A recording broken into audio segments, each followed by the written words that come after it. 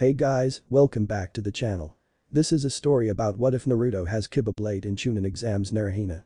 Before I start, please support for more amazing content and do consider subscribing to my channel and share this video with your friends. This is written by TIGE86 and link in the description and support writer. Let's start the video. In the dim moonlight that filled the forest on the outskirts of Konoha, a child-sized and shaped figure darted among the bases of the time-scared trees. Despite abundant undergrowth, the small figure moved without a sound disturbing its surroundings no more than a faint breeze. For all this incredible skill, the figure was easily spotted given its choice of eye-searing bright colors for clothes and natural hair and eye pigments. Berating this figure for his fashion taste would have no effect though. He was far too concerned with garnering attention than ruination of his stealth. This male figure, a young boy, was named Naruto Uzumaki. He was known by many other names though, precious few of them positive. He heard the muttered insults of demon child, fox beast, and monster brat, far more than the kindly stated favorite customer and friend. A lifetime of loneliness, a decade of hateful looks, and endless curses had left their mark on this child's mind, far too many emotional scars to be healthy for any person. It was these scars that lead to an early choice of a dark career and a bright dream. It was these scars that lead a young man to sabotage his own hopes in favor of fleeting recognition. And it was those same scars that would forever drastically change his life for good or ill. As the flaxen-haired youth settled into the small clearing where he'd been instructed to study, Lady Luck rolled her fickle eyes.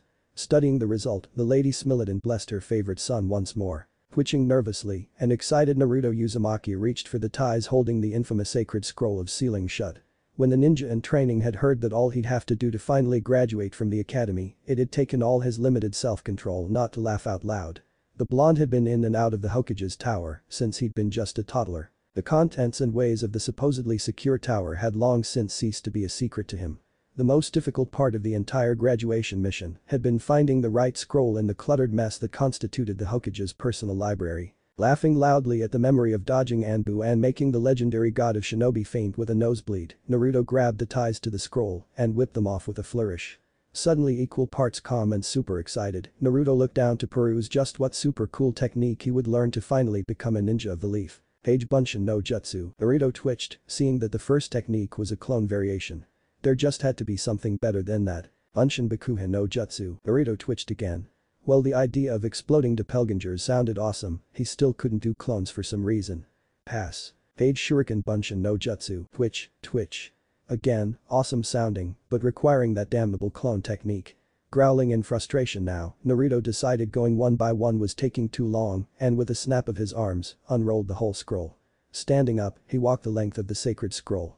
To his growing horror however, not a single additional technique could be read. Each and every one of them was blurry and indistinct, the instructions surrounded by odd kanji and ink patterns that screamed just one thing at his sharp, if sporadic survival instincts. Back the fuck off. Groaning childishly, the ninja trainee listlessly continued to the end of the scroll in sheer pig-headed stubbornness, hoping to find just one more technique that wasn't impossible to read. Then, finally, just as he was about to give up and try his hand at that stupid shadow clone thing, he caught just the barest hint of color where the scroll was supposed to attach to a central wooden rod for support and ease of carrying.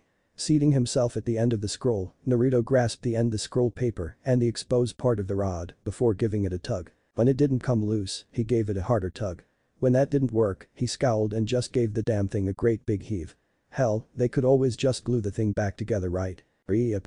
Naruto was distracted from sudden thoughts of just how much trouble even he'd be in for damaging the sacred scroll by a sudden flood of color from what appeared to be the single most complex piece of artwork the young boy had ever seen. Having never been the artsy type, he had no clever words to describe the image in front of him, and even the notoriously dense young ninja trainee knew that just saying awesome and super cool was just not going to cut it here. The basic pattern reminded him of a spiderweb, if an unusually complex one. It was spread out, covering almost the entirety of a 3x2 area. Pearlescent lines of the web were overlaid, but not concealed by an assortment of something that looked awfully similar to the kanji he was familiar with. Whatever this writing was though, it was far less graceful than the elemental nation's written language, possessing a more angular set and some unnameable quality that brought to mind ancient times. The frame of the web was strange, a jagged oval pattern that almost looked to be as blurry as the hidden instructions on the scroll of sealing. The whole of the pattern might have been enough to hold his flighty attention by itself, however, the entire thing was drawn in precious stones. From the simplest of black lines to most intricate of pearly whorls, everything was drawn in clinging powered gems. Naruto didn't really know anything about geology, but he was pretty sure there were diamonds, rubies, and a bunch of other really expensive rocks apparently glued to the paper. Scratching his head, Naruto couldn't help but wonder why someone would spend so much money on a pretty but seemingly useless piece of art and then hide it in the least seen and most heavily guarded scroll in the village. Shrugging away the weirdness of it, Naruto reached out and brushed his hand over the gemstone pattern, curious about what it would feel like. I bet I could get the old man to let me keep this. It's not like it's dangerous, and if anybody owned this there's no way they'd just leave it here. Even as the boy's words left his lips, his finger caught on a shard of gemstone that jutted invisibly out from the pattern. There was a brief pinching sensation followed by a couple drops of blood smearing on one of the odd kanji. The academy student swore out loud, annoyed at himself for already managing to dirty the artwork that he'd planned on talking the old man out of. Any further action was stalled when the pattern glowed. Gaping, the blonde watched shocked as the glow increased to a brilliant shine, spiking up to blinding briefly before fading away. Dropping the pattern and scroll, Naruto frantically rubbed his eyes, trying to get rid of the sting of losing his night sight. Blinking away the last of the spots in his vision, Naruto looked around for the pattern. He didn't find it though. Instead, where it should have been, was a sword. It lay flat on the forest floor, at first resembling a thin shadow. Forged heavy and straight, a more weapon-savvy individual than Naruto would have recognized it as a western longsword, meant to cut down armored opponents. The blade was a simple plain affair despite being made in a light-eating shade of black, reflecting not an ounce of illumination. The hilt was far more ornate and colorful. The crossguard was made of a dull silvery metal, thick and strong enough to catch and stop even a heavy blow. Sweeping up towards the tip of the sword, the sides of the guard were engraved with images of smoke banks and clouds of shadows, all inlaid with grey opal and obsidian. The handle was made of the same metal and wrapped with woven silk the color of dried blood. Even more of the silvery metal made up the pommel, encasing a flawless transparent diamond. Compared to the rest of the sword, the polished stone positively gleamed, drawing Naruto's fascinated attention. Entranced, the young blonde slowly reached out and laid a single finger on the gem, not quite sure why he wanted to. Ekise wanted to see what sort of person had released me from my imprisonment. Naruto froze. Rella said from prison. What were you doing in prison? He asked nervously, his mind struggling to wrap itself around what was happening. It was not a speedy process. The same reason that anyone else would be in jail, really. The sword chuckled, a somewhat rough sound that made Naruto think of the old man's time and smoke-scored voice. I misbehaved and society slapped me on the hand, saying don't do that. To be more accurate, my previous wielder got a little rowdy. Rowdy? You're a little too young to hear just what he was up to, though if I understand what a ninja is, you will be worldly enough to hear about his activities soon. Naruto frowned.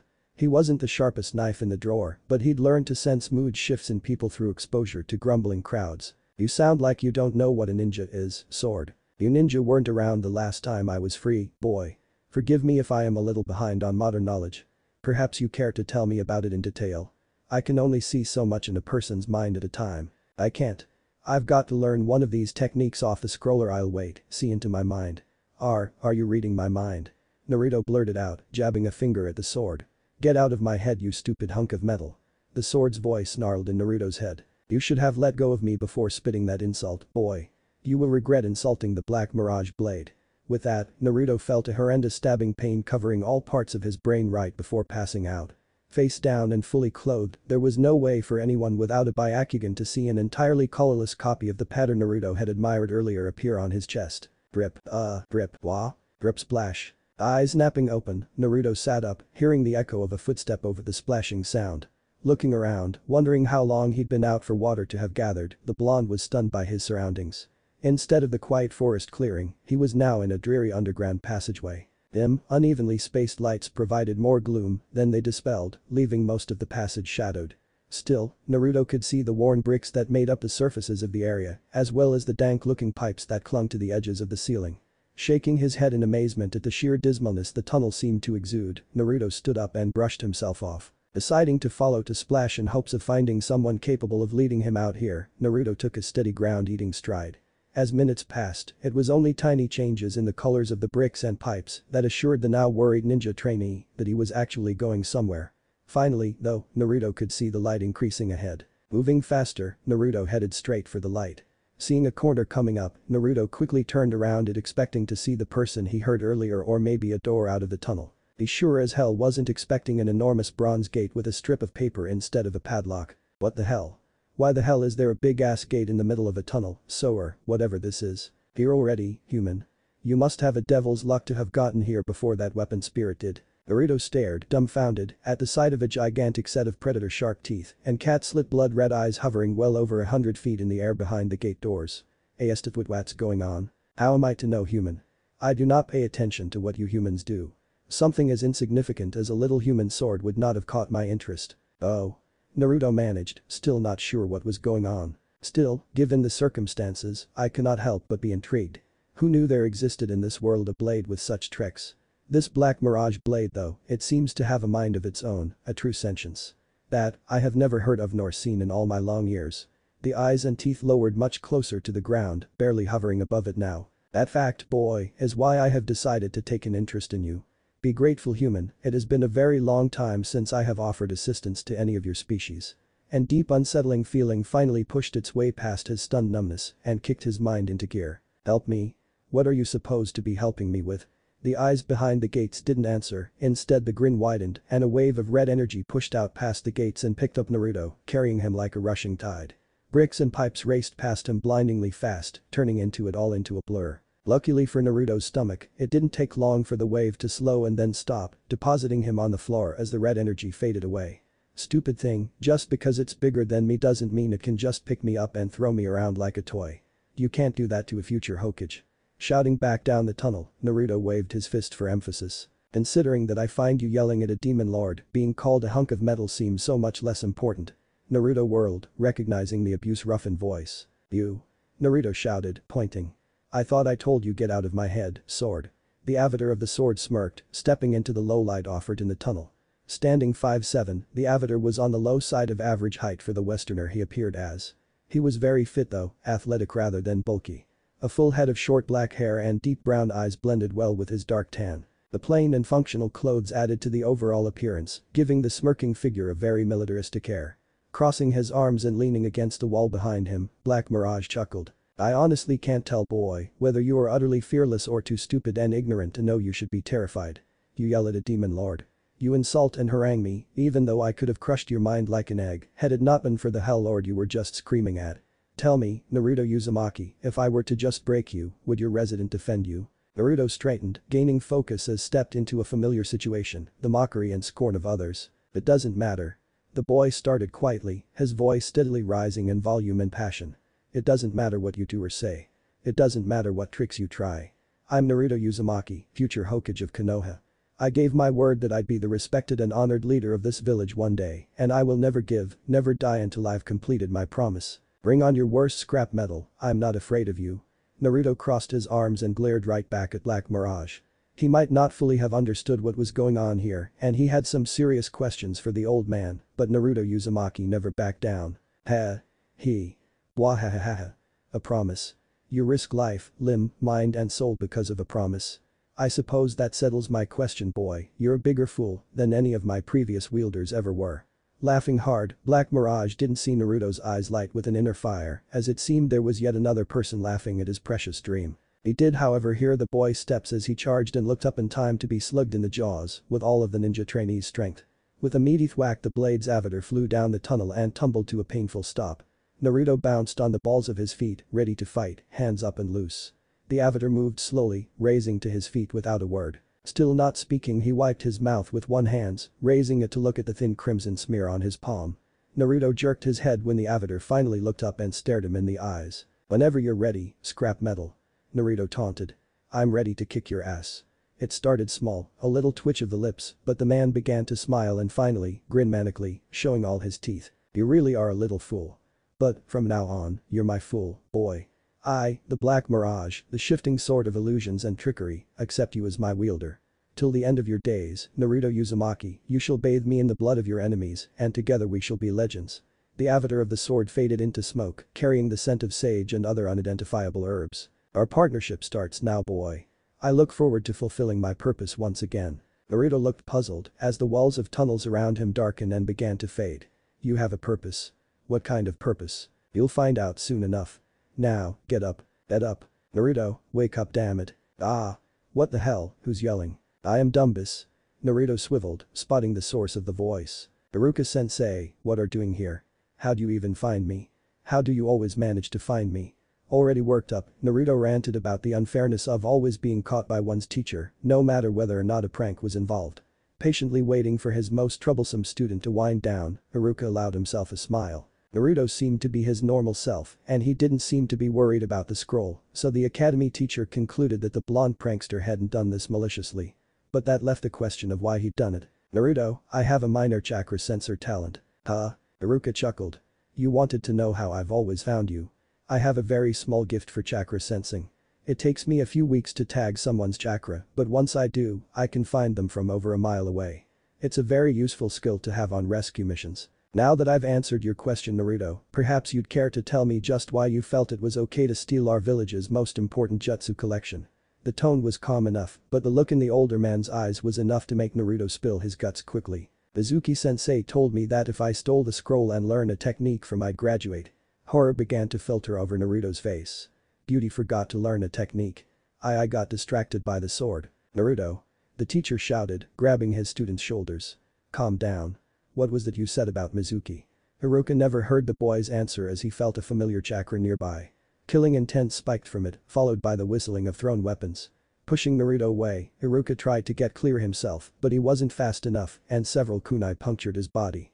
"Mizuki. What do you think you're doing?" Grinning evilly, the silver-haired chunin landed on the branch of a nearby tree, an oversized shuriken spinning on one hand. "When I saw you find that brat, I thought I'd have to come up with a convincing lie, but seeing you treat him like he was a friend even after he stole the scroll, well, that changes things. This whole thing was my idea, Haruka. I knew the demon would fail again, like he always does. But this year, I decided to take advantage of it. Thanks to the fox, I have the scroll and all the power that comes from it. What kind of moron are you?" Naruto shouted, moving next to Haruka. "Most of that scroll can't even be read, and there isn't even a fox here." Mizuki's grin widened and Haruka felt a chill go down his spine. He wouldn't. He couldn't. But Mizuki was already betraying the village, he obviously felt no qualms in revealing an S-class secret, especially not if he could hurt the demon child while doing it. "Tell me, Naruto, have you ever wondered why everyone hates you? Why no one in this village cares for you at all?" "Don't do it, Mizuki, you'll make your sentence worse." Mizuki ignored the other man. "The truth is, Naruto, that you are the greatest disaster this village has ever seen. You are the Kyuubi no Yako. Damn you, Mizuki." As the two men started screaming at each other, hurling threats and accusations, Naruto fell into a stunned silence, not hearing a word of the men's exchange. The young blonde couldn't believe it. He was the Kyuubi. The nine-tailed living natural disaster who seemed to exist for the sole purpose of laying waste to everything. If he was the demon, though, it explained so much. Why the villagers hated him. Why he was always so alone. Why, please. If you are the Kyuubi, then I'm a teapot. This does tell me which demon lord is trapped inside you though. I would suggest being careful if you plan to approach him in the future. No demon becomes a lord without a great deal of power and cunning, and I would not be pleased to see my first wielder in centuries die because he didn't say the right thing. Black Mirage. The whispered words didn't register with Haruka and Mizuki, who were now fighting viciously across the clearing. "Yes. It doesn't seem that the Kyuubi has the ability to speak with you as I do. I wouldn't expect him in the near future. So, boy, what are you planning to do about this? It seems that the one who hates you is winning." Blinking, Naruto drug himself out of his stupor to see Haruka-sensei get knocked into the base of a tree with a grunt of pain. "Haruka-sensei. Get away from Haruka-sensei, you bastard." Mizuki paused in his next strike, shuriken still spinning. "Oh, and what are you going to do about it, Fox?" Naruto shook furiously, fists clenched, ready to go over there and just pummel the traitorous bastard into the ground. "Hey. You seem to be forgetting something." Naruto blinked, wondering how the sword was speaking to him, even though he wasn't holding the blade right then. Height first, explanations later. Feeling sheepish, Naruto turned and marched to blade laying on the ground. Both Chunin stared curiously as he walked to something, bending over to pick it up. "Then Naruto, where did you get that sword?" Naruto smiled weakly. "I'll explain later, Haruka-sensei. First I gotta deal with Mizuki." Using both hands, Naruto lifted Black Mirage, noting that it was still pretty heavy. "Alright jerk, you're going down." Mizuki snorted. "We'll see about that demon brat. Die." With that, Mizuki hauled back to throw. "Run, Naruto.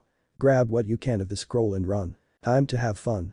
Let's see him find you in a mirror image." Milliseconds before the throw, the air around Naruto shimmered and 9 flawless copies of Naruto appeared, each quickly jumping apart from each other including the original, acting on a strongly worded suggestion from Black Mirage. The Chunin's gaped. No only was Naruto not supposed to be able to perform the Bunshin technique, the images were too far apart for the technique. They should have faded. Growing angry, Mizuki threw the shuriken anyways, aiming for the Naruto he thought was the real one. Buzzing, the weapon flew straight and true through the Naruto, who promptly disappeared into short-lived motes of light. Damn you demon. I'll find you sooner or later, and you'll die all the same. I don't think so, Mizuki.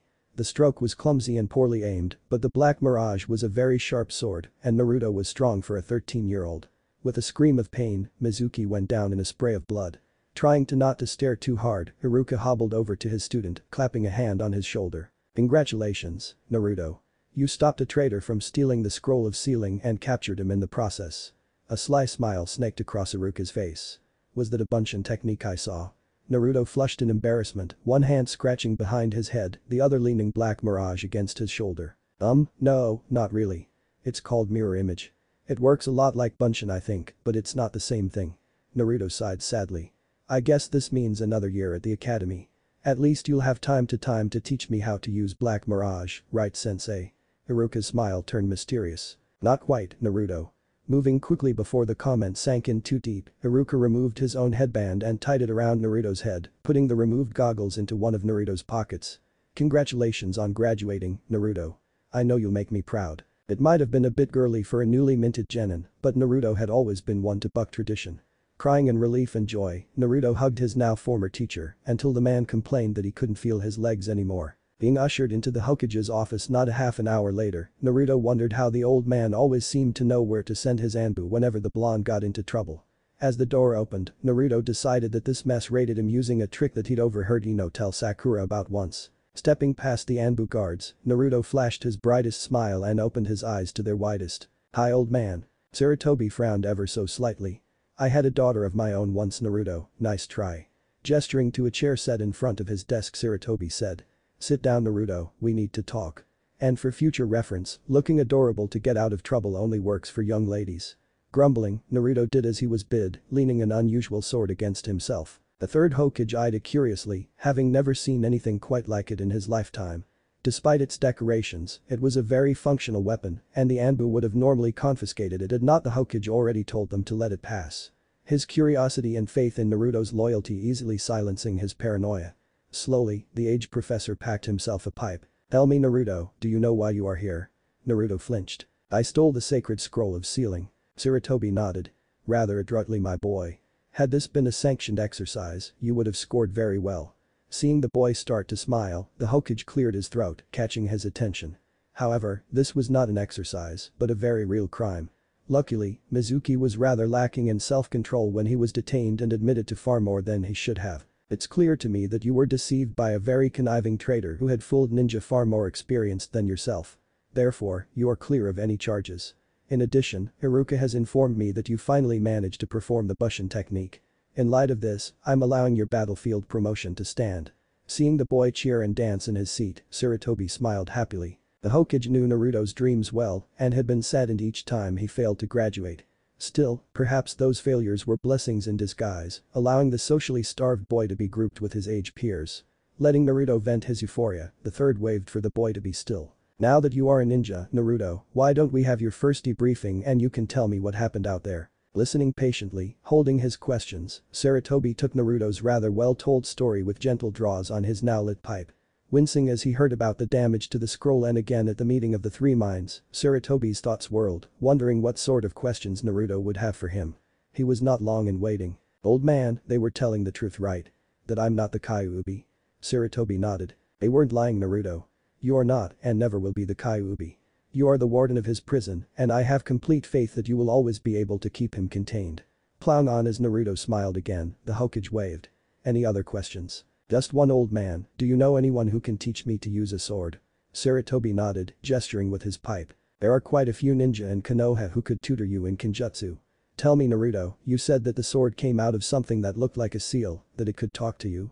Naruto nodded quickly. Yeah. I haven't seen him do much, but with a name like his, I bet it has awesome powers. Sarutobi eyed the blade. Naruto, do you think I could speak with him? The blonde blinked. I could ask. Twisting in his chair, Naruto grabbed the sword's handle. His expression growing dim, Naruto was perfectly still and silent for a couple of minutes before his face brightened back up. He says no, that he only talks to his wielder.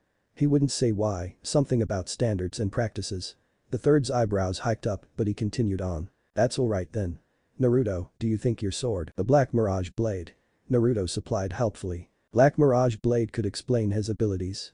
I will need a personal record so that I can properly gauge what missions you will be able to undertake. Naruto fell quiet again, the silence lasting longer this time. When he finally started talking, it was a little slow, obviously thinking about it. I don't understand a lot of what was talking about cause he's using all these weird terms. He said something about being a focusing device. That he makes it super easy for his wielder to create illusions, so easy you can keep swinging him and create illusionary constructs at the same time. He did say that he worked best in lower light conditions because it's harder to pick apart flaws in the construct. Naruto's head tilted for a moment. Ooh. He also said that I can channel chakra through him. That's good, right? Sarutobi chuckled. That's actually a very impressive set of abilities, Naruto. There are a great many ninja in this world who'd pay an arm and a leg for a weapon half so powerful. Sarutobi actually thought that most ninja would actually pay with someone else's arm and leg, but the elderly leader didn't want to say it quite like that to a boy he thought of as his grandson. The thought occurred to him. Naruto, the Black Mirage Blade wouldn't happen to possess some sort of self-defense technique, would it? Let me ask, old man. This time, after he was finished speaking with sword, Naruto grew paler. Yeah, old man. Even with his well-trained ears, Sarutobi could barely hear the boy's horrified whispers. Everyone he's ever considered unworthy of wielding him has died screaming in agony, begging for mercy. He also said that I should be very proud. I'm one of less than 10 people who has ever picked him up and lived. The Hokage flinched noticeably. Being told something like that could have only been terrifying, and the wily ninja doubted he could say or do anything to discourage the sword from saying things like that in the future. Yes, well, you should be proud. I know that I'm proud of you. Why don't you head home, Naruto? You've had a rather long day, and tomorrow is team assignments. You want to be well rested for the start of your career, don't you? Getting a shaky nod from the boy, the third gestured subtly for one of the Anbu to escort Naruto home. Another gesture assured his privacy. Sighing, the world-weary leader packed himself another pipe.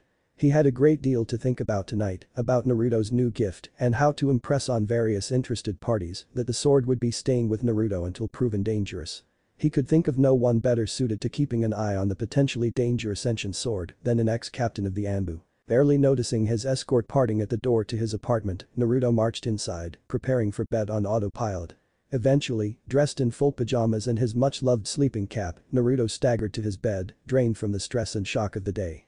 Black Mirage remained silent, not bothering to protest being left in the living and so far from hand. In the future, the intelligent weapon planned to speak up about being left behind, but his newest wielder was a child and allowances had to be made. Probably, anyways. Black Mirage had never really dealt with children outside some very dark circumstances and was left to deal with the situation as it unfolded. That was fine, the blade thought to itself, before activating one of several powers it had yet to reveal to its newest wielder.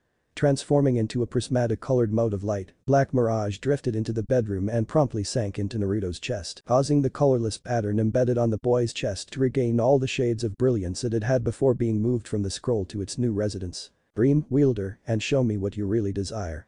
Reveal your true nature to me. Like a great many people in the world, Naruto had an awareness of his surroundings on par with a zombie when he first woke up. He shuffled through his morning routine from here to there, getting it all done without really thinking about anything at all. It wasn't till the blonde started to get dressed that his brain kicked into gear, courtesy of an annoyed sentient blade. What do you think you are doing? Naruto froze, his sleepy mind not recognizing the voice or the fact it was coming from inside his head. Getting dressed. Must you wear such a color? Did you know that brighter shades of orange cause heightened aggression in humans who view it? Wear black or gray instead, they're more intimidating and because they absorb light, it's easier for them to alter perceptions. Naruto twitched, finally recognizing Black Mirage's mental voice. I like orange. You're just trying to getting me to stop wearing such a cool color like everyone else by making up that stuff about it pissing people off. The sword scoffed. I'm a very old sword who has power over light. Color as humans perceive it is viewed through the reflection of light. I've been experimenting with and using my powers longer than the recorded history taught at your academy. Did you really think I wouldn't know everything I could about my domain? Naruto didn't like the sword's smug tone at the end of his comment and decided poke holes in the story. Oh yeah, how would you know what's taught at the academy? You've been sealed up. The sword sighed. I told you I could read your mind yesterday, boy. When a person dreams their mind is relaxed and far more open to outside influences. I watched your entire lifespan last night as you slept. Quite frankly, I'm both amazed and incredibly disappointed with you, wielder. It seems that you cannot see the trees in the forest most of the time unless those trees happen to be on fire. Hey. Naruto protested. I can see just fine. You see but do not perceive, wielder. You must learn to see everything and understand even more if you are ever to use my powers to their fullest extent. Naruto felt of a flicker of emotion from the blade, but he was way too new at this sort of thing to understand what it was. What kind of Hokage will you be if you always require your underlings to explain everything to you? Naruto's mouth opened and closed as the age-old weapon managed to get his point to the blonde without beating him over the head with it first, a startling first. The freshly graduate genin stood in front of his closet silently, turning over what the sword had said in his thoughts. Black Mirage waited patiently, having decided to speak with his currently wielder as he had his very first, small words, patiently leading sentences, and jabbing him every now and then to make sure he hadn't drifted off. So, are you going to take my suggestions? If you must wear bright colors, at least use white. It reflects every color and gives me a broad palette to work with. Naruto shook his head, putting aside the sword's wisdom for later thought. Does orange really make people mad at me? Not necessarily you, but they are meaner as a whole. Why? Naruto eyed his favorite set of clothes sadly. Maybe I should wear something else. I mean, if I'm going to be Hokage, people are going to have to trust me. I can't be trusted if they're always pissed off when they see me or are afraid of me, so no black either. Naruto shuddered slightly. Sasuke always wears black and blue, and I don't want to be like him. Fair enough. No wielder of mine should ever be confused with someone else unless we're attempting to do just that. You like bright colors, right? Naruto nodded. I hate being ignored, and no one ignores someone who's dressed up bright. The sword hummed in thought. Nigel was like that. He did everything with flair. Despite his addiction to dreamweed, he was surprisingly good at distracting people and stabbing them when they were too confused to understand what was going on. Anyways, empty out your closets and drawers, I have an idea. Doing as he was told and listening to Black Mirage describe what he had in mind, Naruto grinned. It seemed like he'd still be pulling pranks despite being busy as a ninja. The face of the camera guy for his ninja ID when Naruto walked in for his picture appointment was priceless. The heavy-set older man had been so stunned that he didn't even protest the strange pose. Walking away from the administrative building laughing was doing Naruto wonders. After putting together his new ensemble this morning, he'd almost made it out the door before realizing that he had no clue where his new sword was. Black Mirage had had a good long laugh at his expense before taking pity on the frazzled blonde and explaining the storage rune that now adorned the genin's chest. Now a lost art, the rune acted a lot like the storage scrolls that ninjas used, but with a different mechanic. Runes could hold more, the sword explained, but the more you put into one, the energy required to store it all would increase exponentially.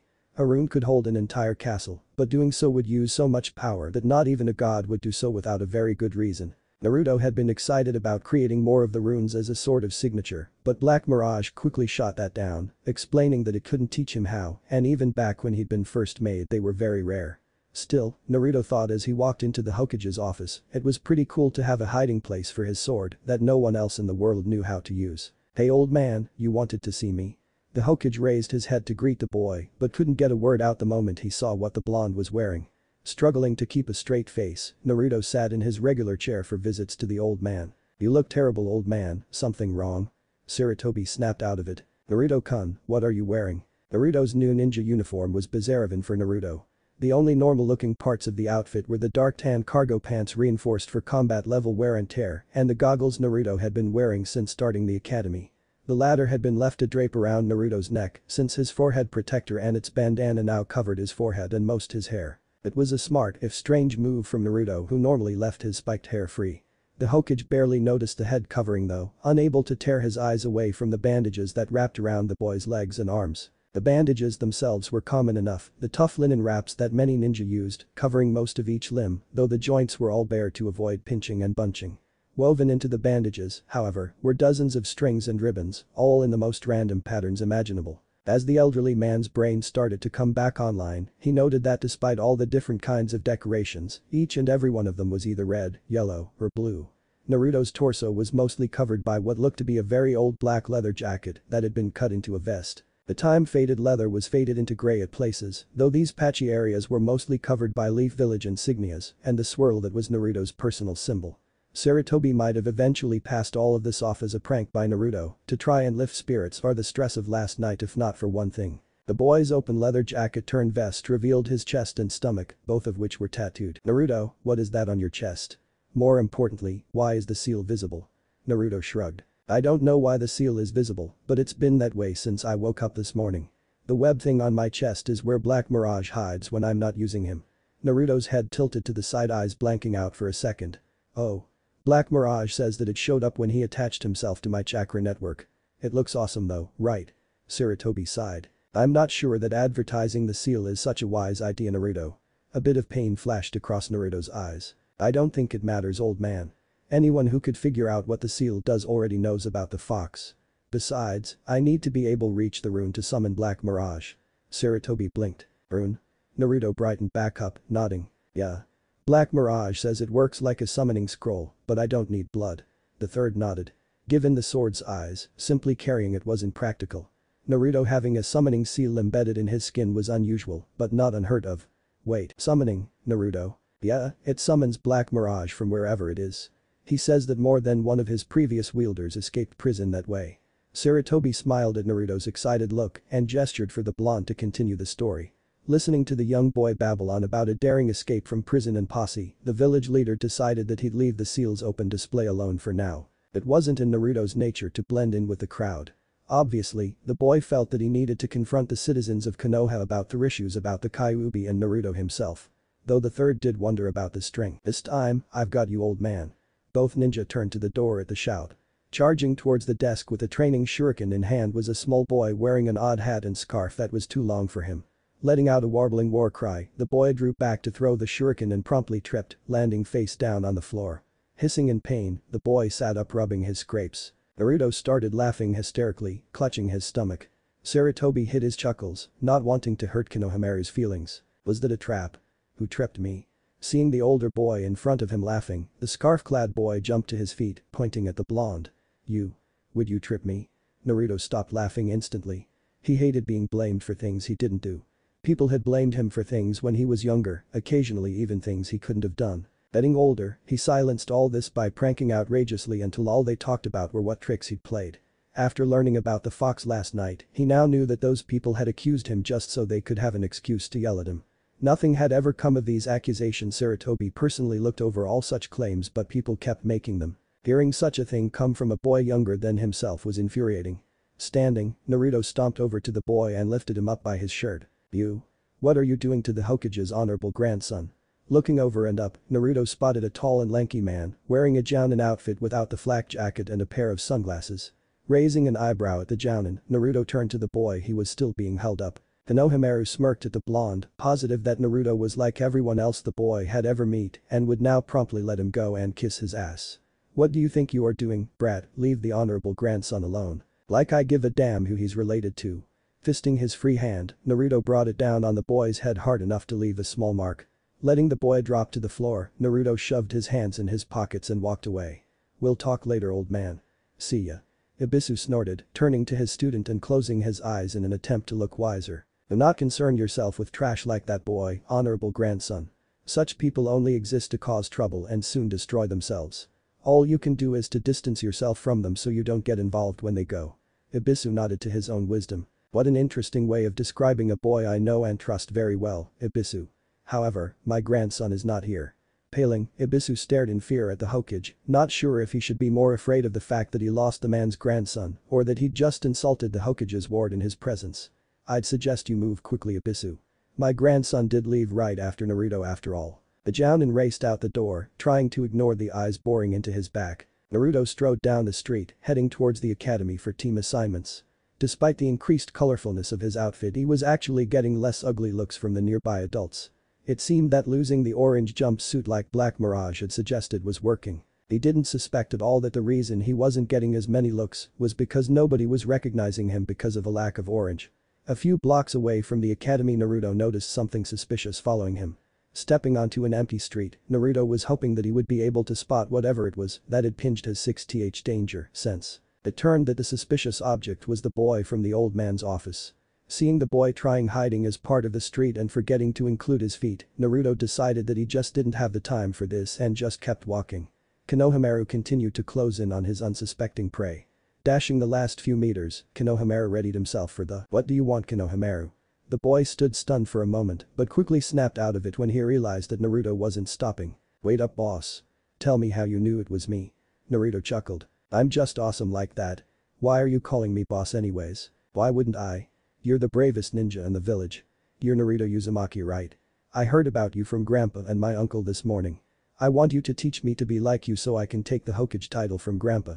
Naruto wasn't the sort of person to begrudge others their dreams, but he was curious. Why do you want to take his title away? Konohamaru sighed, falling in step with Naruto as the academy loomed closer. Everyone sees me as the Hokage's grandson, they don't even use my name, just honorable grandson like my teacher, Ibisu. I figure if I can take Grandpa's title then everyone will see me, not him. Konohamaru looked up at Naruto, eyes blazing with determination.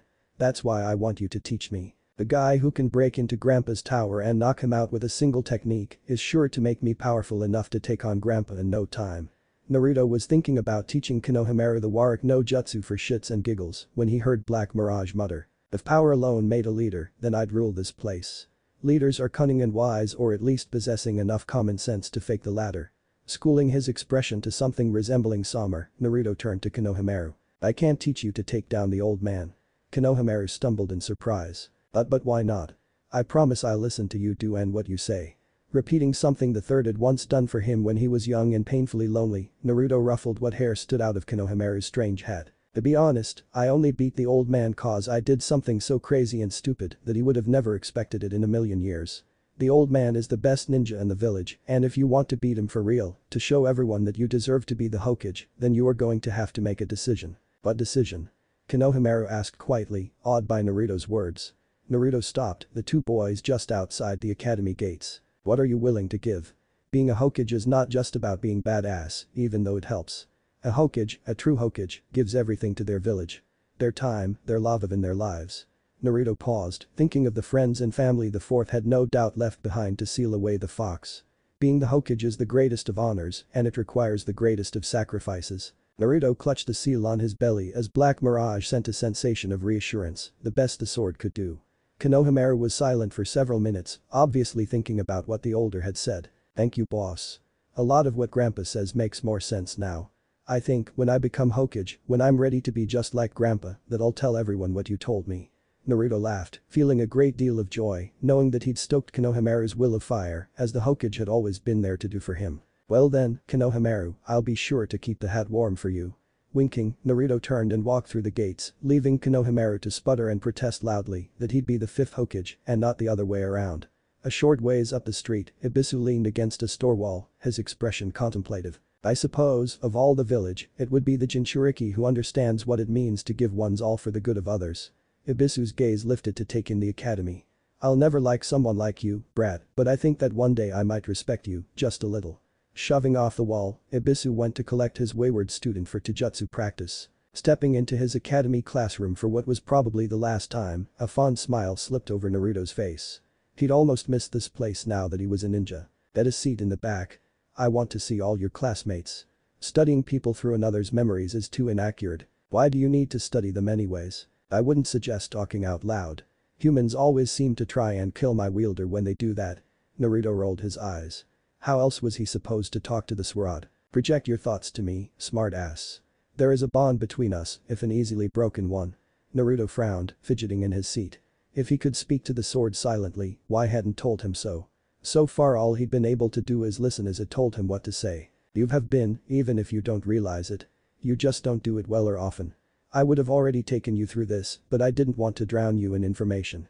That, and the sword was pretty sure that the easily distracted blonde had already forgotten some of what the sword had told him. The faint rumbling sound caught everyone's attention, and the whole class turned to the door.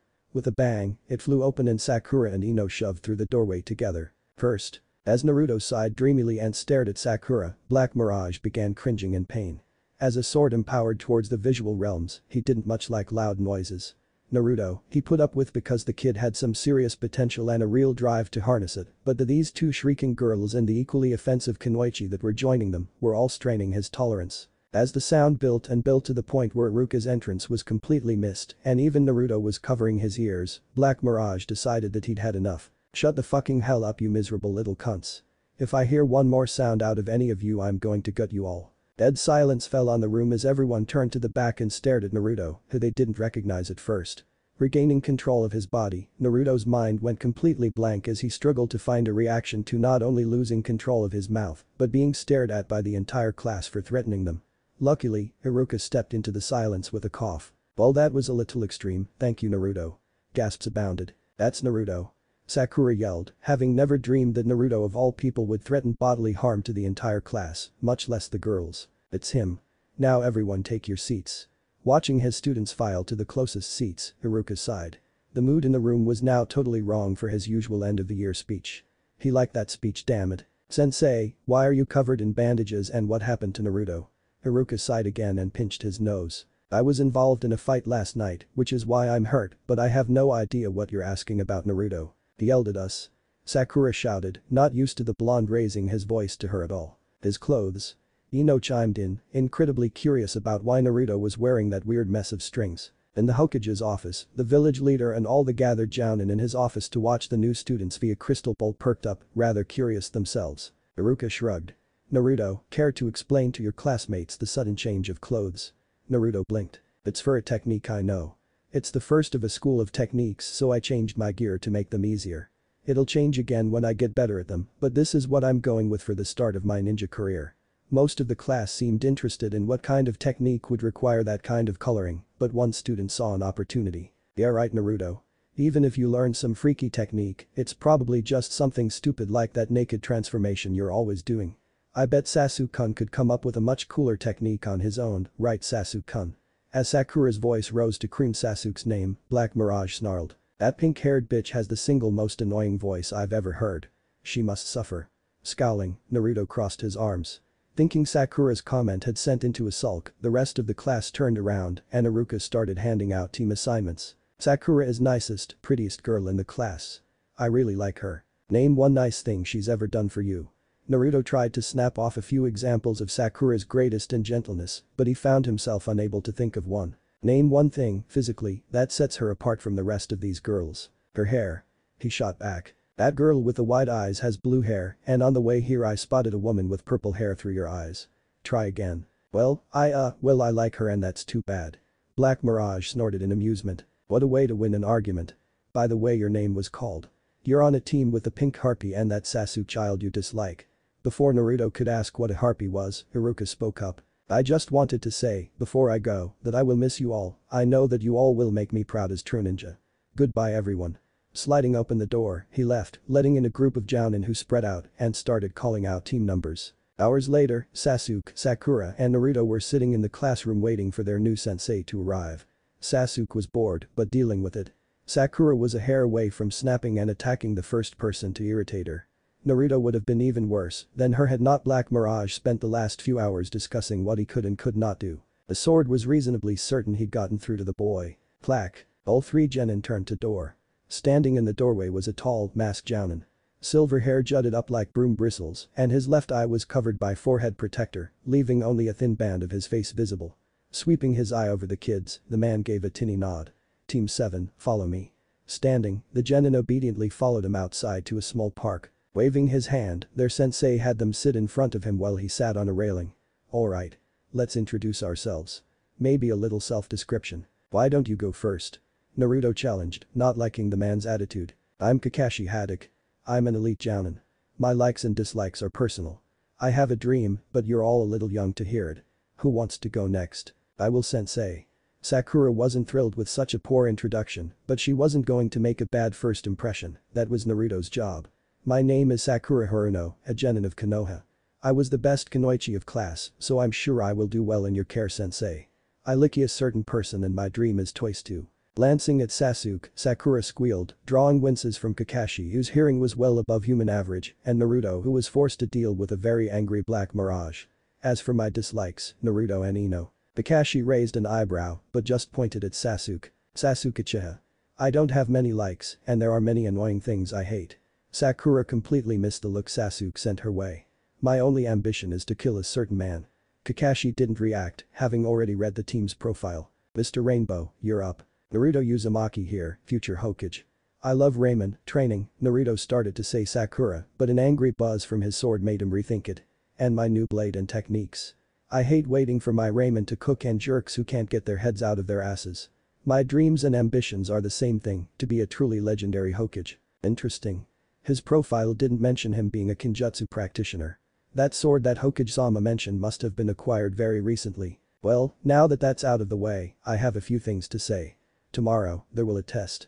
A finale test that will decide if you remain genin or receive remedial training. Remedial training? What kind of test is it? A survival test with a mere 33% chance of passing. All three genin stared in shock. Meet at training ground 7 tomorrow at 7 AM. Oh. One last thing. You probably shouldn't eat tomorrow morning, you might throw up. That said, Kakashi vanished in a swirl of leaves. Sensing opportunity, Naruto turned to Sakura. Want to get lunch, Sakura? We could talk about tomorrow's test and try and make a plan. Ignoring him completely, Sakura raced after Sasuke, who was trying to make a clean escape. Sasuke-kun. Let's have lunch. And you adore this girl, why? Trying to hide his disappointment from the sword, Naruto headed to one of his favorite practice areas. If they were going to have such an important test tomorrow, then he was definitely going to need to practice. 10 in the morning found Team 7 still standing around, waiting for their sensei to arrive. Sasuke and Sakura had gone past bored and into angry, though only Sakura was showing any sign of it. Naruto was once again distracted by talking with Black Mirage. This was no coincidence. The sword had noted the boy's short attention span and had been working with it. Every time Naruto started getting twitchy, Black Mirage would mention a trick or technique he'd seen at one point or another in his centuries-long existence.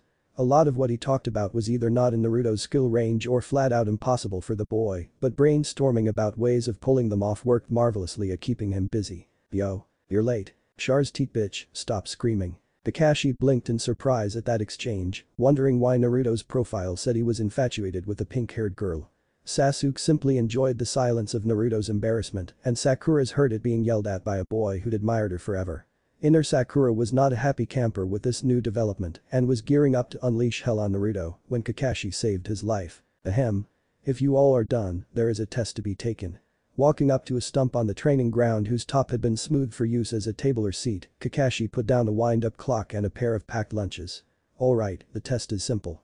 In order to pass, you must have one of these bells. Removing a pair of plain bells from a pocket with a small flourish, Kakashi then attached them to his belt. But sensei, Sakura murmured.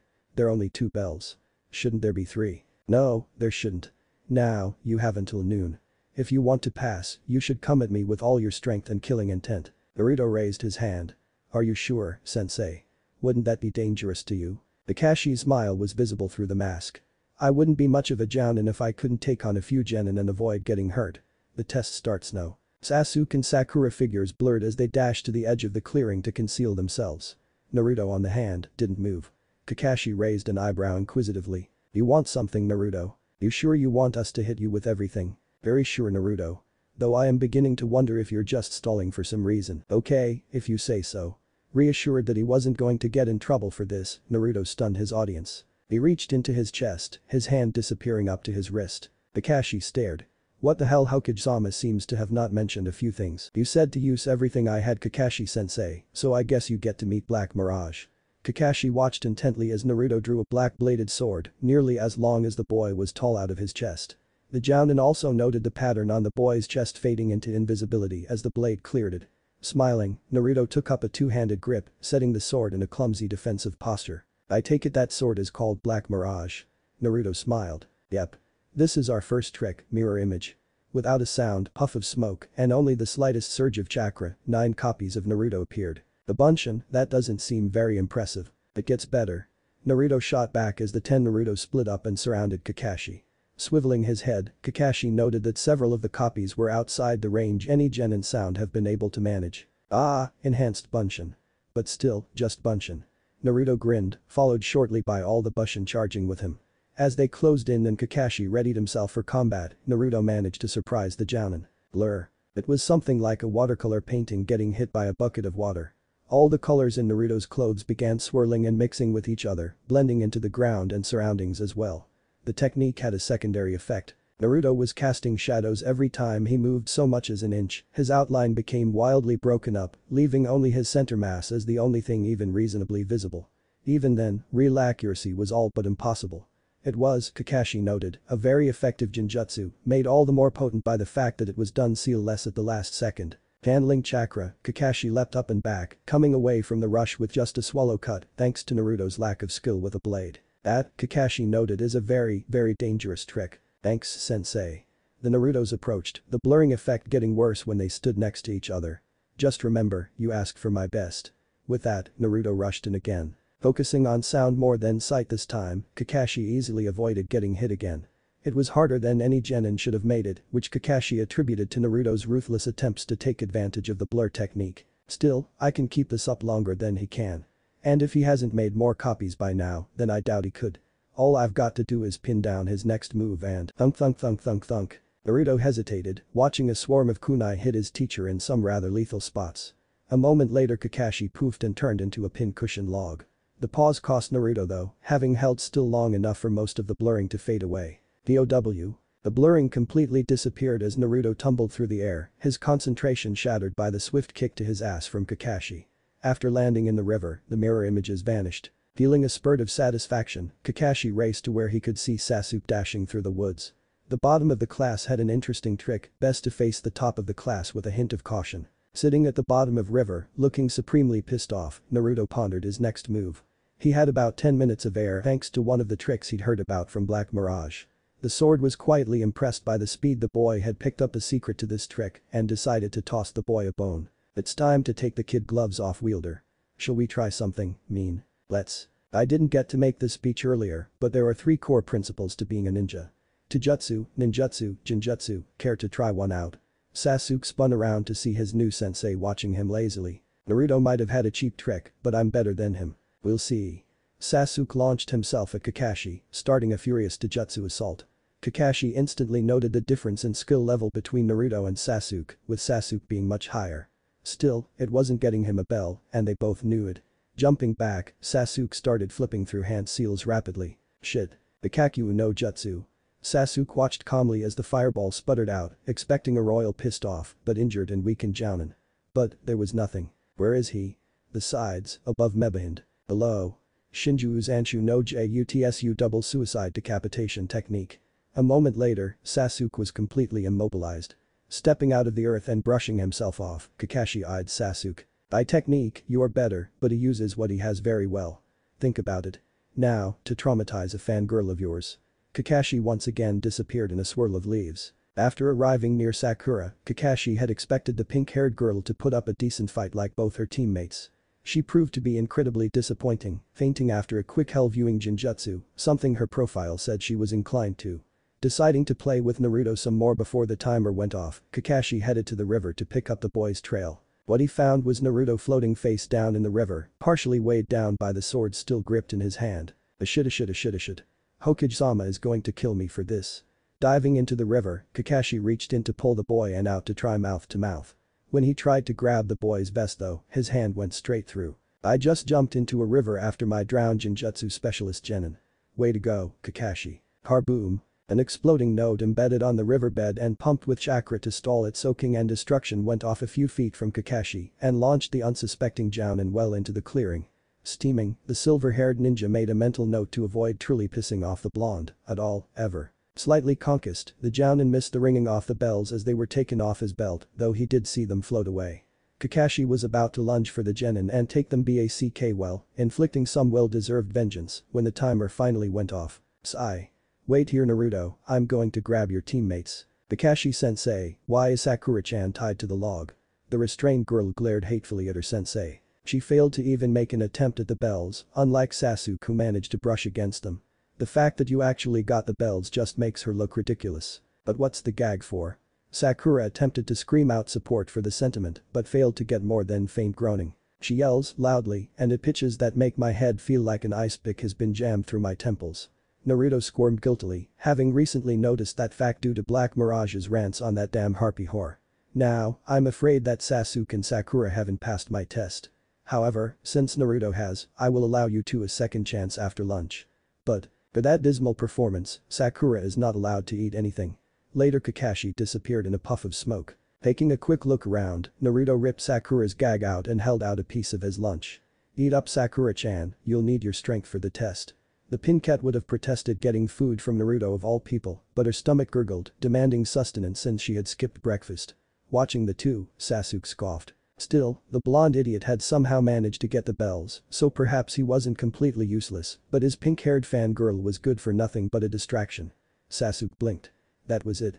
That was how he was going to get a BELL provided Kakashi could get Naruto to hand them back at some point. He was going to use Sakura as a distraction, then swoop in and snatch a bell the way Naruto had probably used those advanced bushin. Praying she didn't look too deep into it, Sasuke picked up a piece of his own lunch and held it out to Sakura, who blushed. If only the fangirl hadn't starved herself, this wouldn't be necessary. You've broken the rules. Scared shitless, Team 7 watched their sensei appear and glare at them with a highly effective dramatic background. Do you know what the punishment for breaking the rules is? The genin shook their heads. Euthreepus. Team 1, remedial training. TEAM 2, remedial training. Team 3, ditto. Team 4, psi training. Team 5, remedial training. Team 6, another bunch of remedials. Number 7 was skipped as it was not nearly late enough for Kakashi to be here. Team 8 passes. There were some soft murmurs given that the Jounin of 8 was a rookie, but no one said a word against her. Team 9 is still active from last year. Asuma. Team 10 passes dad. Whispers and nods abounded. Team 10 was the second Ino Shikachou team and nobody had expected them to fail. Has anyone seen Kakashi yet? Why bother Hokage-sama, Kakashi never passes anyone. Sorry I'm late. A blonde fox thought it would be funny to hit me with an exploding note. People turned to comment on Kakashi's idea of a joke but promptly shut up when they realized that he had a bandage wrapped around his head. Sarutobi puffed on his pipe, deciding to get the ball rolling despite having a good idea what happened anyway. An exploding note you say, that's a rather serious accusation. Kakashi waved it away. It was during the test, so it was perfectly legal. Surprised the crap out of me though and threw me over a river. Loud whispers and not so quiet murmurs filled the meeting room. Quiet. Getting his silence, the Hokage gestured for Kakashi to continue. Looks were exchanged as the ex-Anbu described the fight that afternoon, glossing over nothing. In the silence that followed, Kurenai stepped forward. Hokage-sama, if Naruto was such a promising Genjutsu master, why wasn't he placed on my team? The third smiled gently at the rookie Jounin. It's because he couldn't use Genjutsu at all till he found that sword, the Black Mirage. From what Naruto has told me, it acts as a focusing lens, converting pure chakra in Genjutsu based on Naruto's will. It is a very powerful sword but incredibly picky about those who wield it. Naruto is one of less than a dozen people to have ever held it and survived. Kurenai winced, nebulous thoughts of trying her hand at the useful-sounding weapon dying quickly. I see. Still, Hokage-sama, perhaps it would be best I helped him with the basics. Kakashi muttered something quietly about the blonde being enough of a menace without them. That sounds like a good idea, Kurenai. The boy probably needs a review of all the basics considering where that traitor Mizuki worked. In fact, later that night, Naruto lay in bed contemplating his sensei's words at the memorial stone about those lower than trash. It was, Naruto thought, a good philosophy for a Hokage to have. Slowly, the blonde drifted to sleep, dreaming of all his comrades. The people he would gladly give his life for. Team 7 stood in their usual spot, in their usual positions, as the genin waited for their Jounin instructor to arrive. It had been a week exactly since they had passed their sensei's test, and in that time they hadn't accomplished much. At least, not that each other knew of. So far, their team exercises had been developing and practicing group maneuvers and covering basic ninja commands and codes. They also spent a few hours each day performing D-rank mission, Aka chores, and practicing their taijutsu. Kakashi had even taken the time to teach Naruto some basic sword exercises. Kakashi didn't teach him very many, given that the Anbu used a different style of weapons, but it was enough for Naruto to start with and build on. Even better, the silver-haired Jounin had taken him aside one day and had given him a scroll containing a technique for shadow ventriloquism, a rather common ninja technique for changing and throwing one's voice to avoid giving away an attacker's position. To be perfectly honest, the Jounin had not given Naruto the training or the scroll of his own volition. Team 7 sensei had planned to force the genin to bond with each other as teammates before teaching them anything except the basics, but Hokage-sama had been very clear that Naruto was to receive them. Apparently, the village leader felt that certain factions were going to attempt to separate Naruto from his sword. Kakashi didn't understand why anyone would bother given Black Mirage's vivid description of what he would do to anyone he didn't like, but the Jounin wasn't going to protest. Altheth Jounin was rather curious as to whether or not the boy had learned shadow ventriloquism yet. It'd be oh so useful today. Yo, you're late. Sakura snarled back, eyeing her blonde teammate. The kunoichi had slowly learned that for some reason, Naruto now hated loud noises and yelling. She suspected it something to do with the blonde's strange sword, but neither she nor Sasuke had managed to learn much about the blade, despite a great deal of inquiring into it. Sakura had even tried being sweet about asking, but the blonde just sort of stuttered for a second, then told her no. Anyways, the pink-head had learned to never raise her voice around Naruto unless she wanted to hear Naruto threaten her with some very stomach-turning activities. I got lost in bureaucracy. Team 7 blinked, but accepted it. It was better than his usual comments about the road of life. Today I have a surprise for my adorable little genin, we're going to have mini tourney. A what? A mini tourney? Hokage-sama feels that because of certain factors, the archived information about your personal skills may be skewed. Naruto nodded silently, perfectly aware of what the jounin was referring to.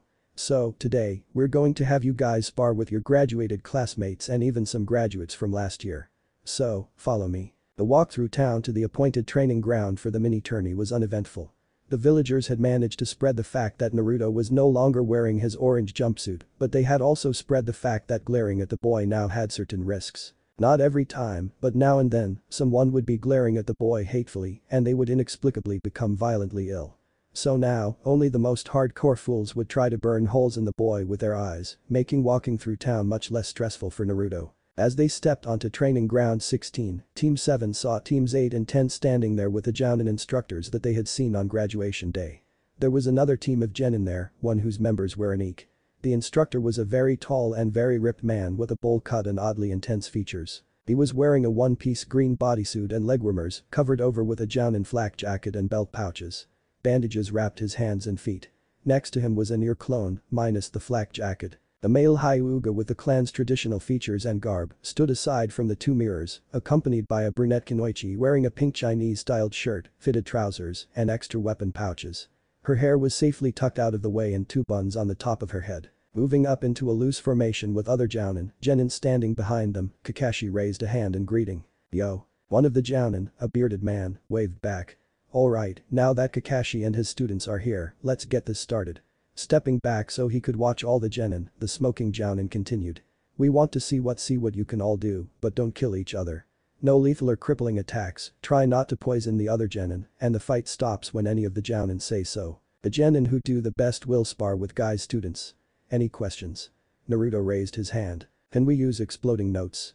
Everyone stared at Naruto, including a slightly nervous Kakashi. How do you even have exploding notes? There's no way you can afford those on nothing but D ranks. Naruto grinned evilly. As it turns out, I'm really good at poker. Sakura glared. How's Do's an idiot with no self-control like you win at poker? Naruto shrugged. Naruto. Kakashi kept his voice casual. How many of those did you buy? No way. We're going to have a tournament, why should I tell everyone how much ammo I've got? Well, I'm delighted to know that you're learning to think about the consequences of all your actions. The fact that you refer to exploding notes as ammo terrifies me to no end. Naruto looked at his sensei inquisitively. It was really hard to tell if he was joking or serious when he deadpanned most of the time. Anyways, you can use them but don't actually set them off. Just point out that you've got your opponent bombed and the jounin will decide if it counts as a kill. Would anyone like to go first? Naruto barely heard Kiba eagerly jump at the chance to showcase his skills. The moment Asuma the smoking jounin had stopped talking, Black Mirage spoke up. The Kyuubi asked me to relay an offer to you. If you can beat all your classmates, then he will teach you a kitsune technique. If you beat the older genin, he'll teach you another kitsune trick. Naruto blinked. Would he really teach me? Why would he even offer me something like that?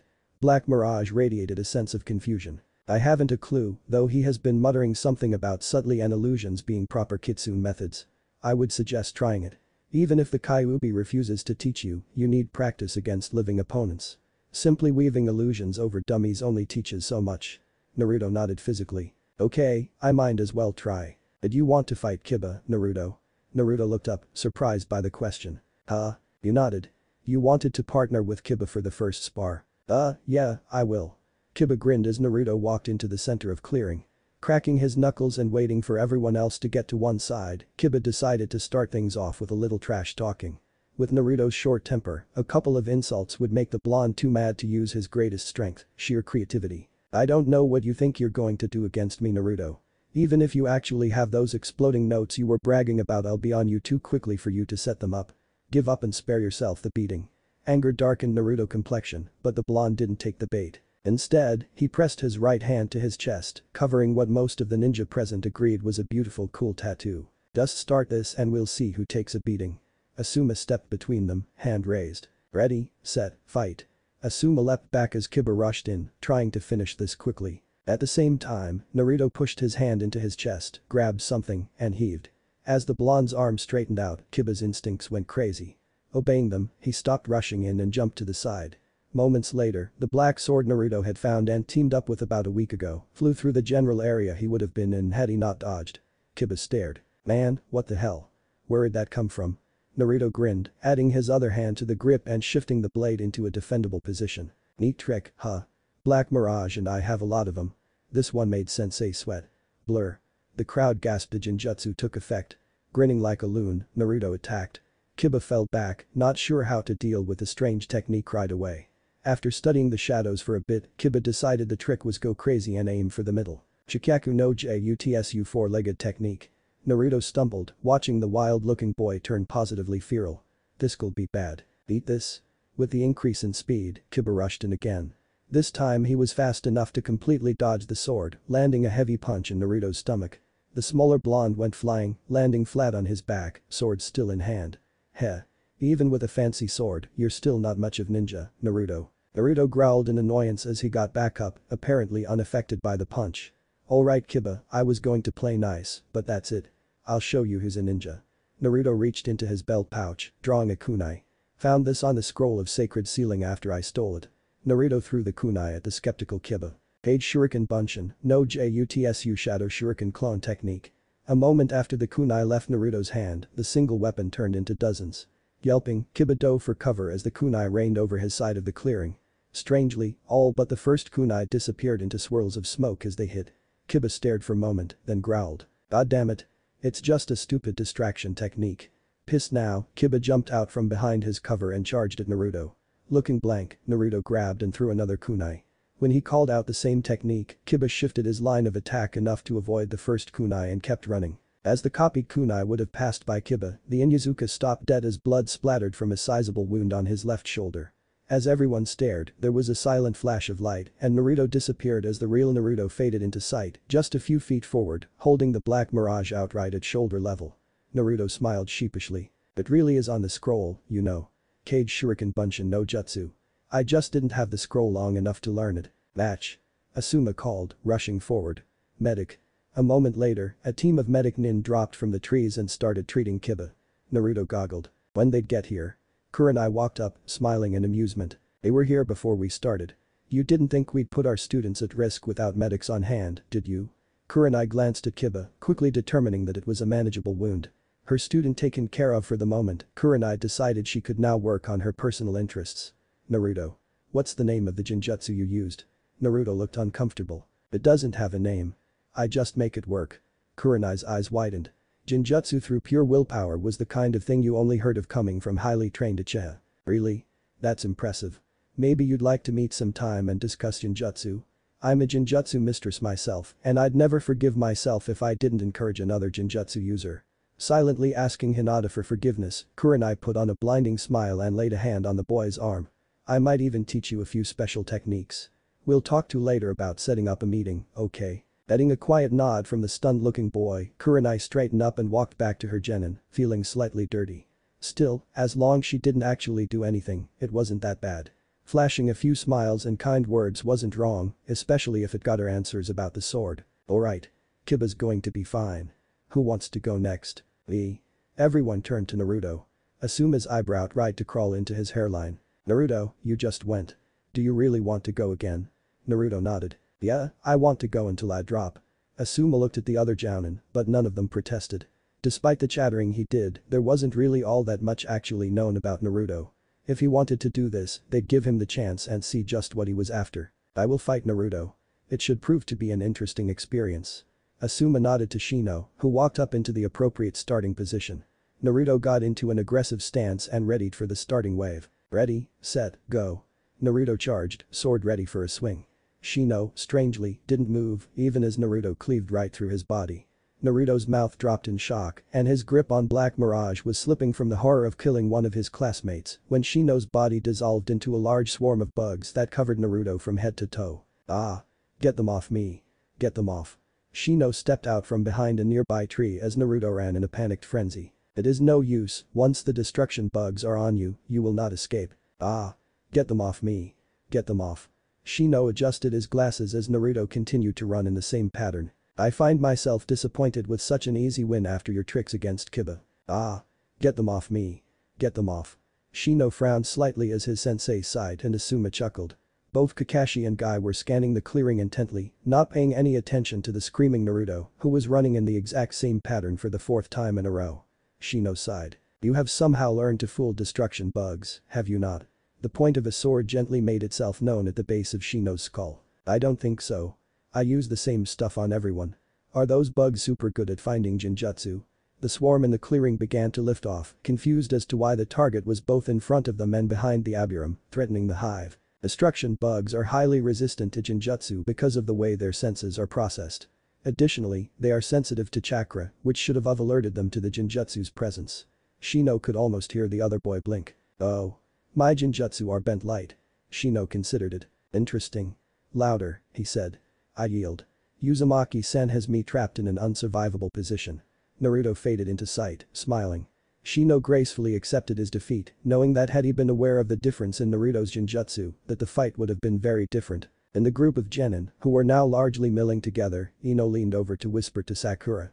PST. Forehead, when did Naruto get so good? Sakura scowled at the hated nickname, but answered without calling her on it. Not very long ago. I overheard sensei comment that Naruto had some very powerful techniques, but he was actually really clumsy with them. No way. Ino gasped. He's already beaten Kiba and Shino. Sakura gave her friend a significant look. That torrid.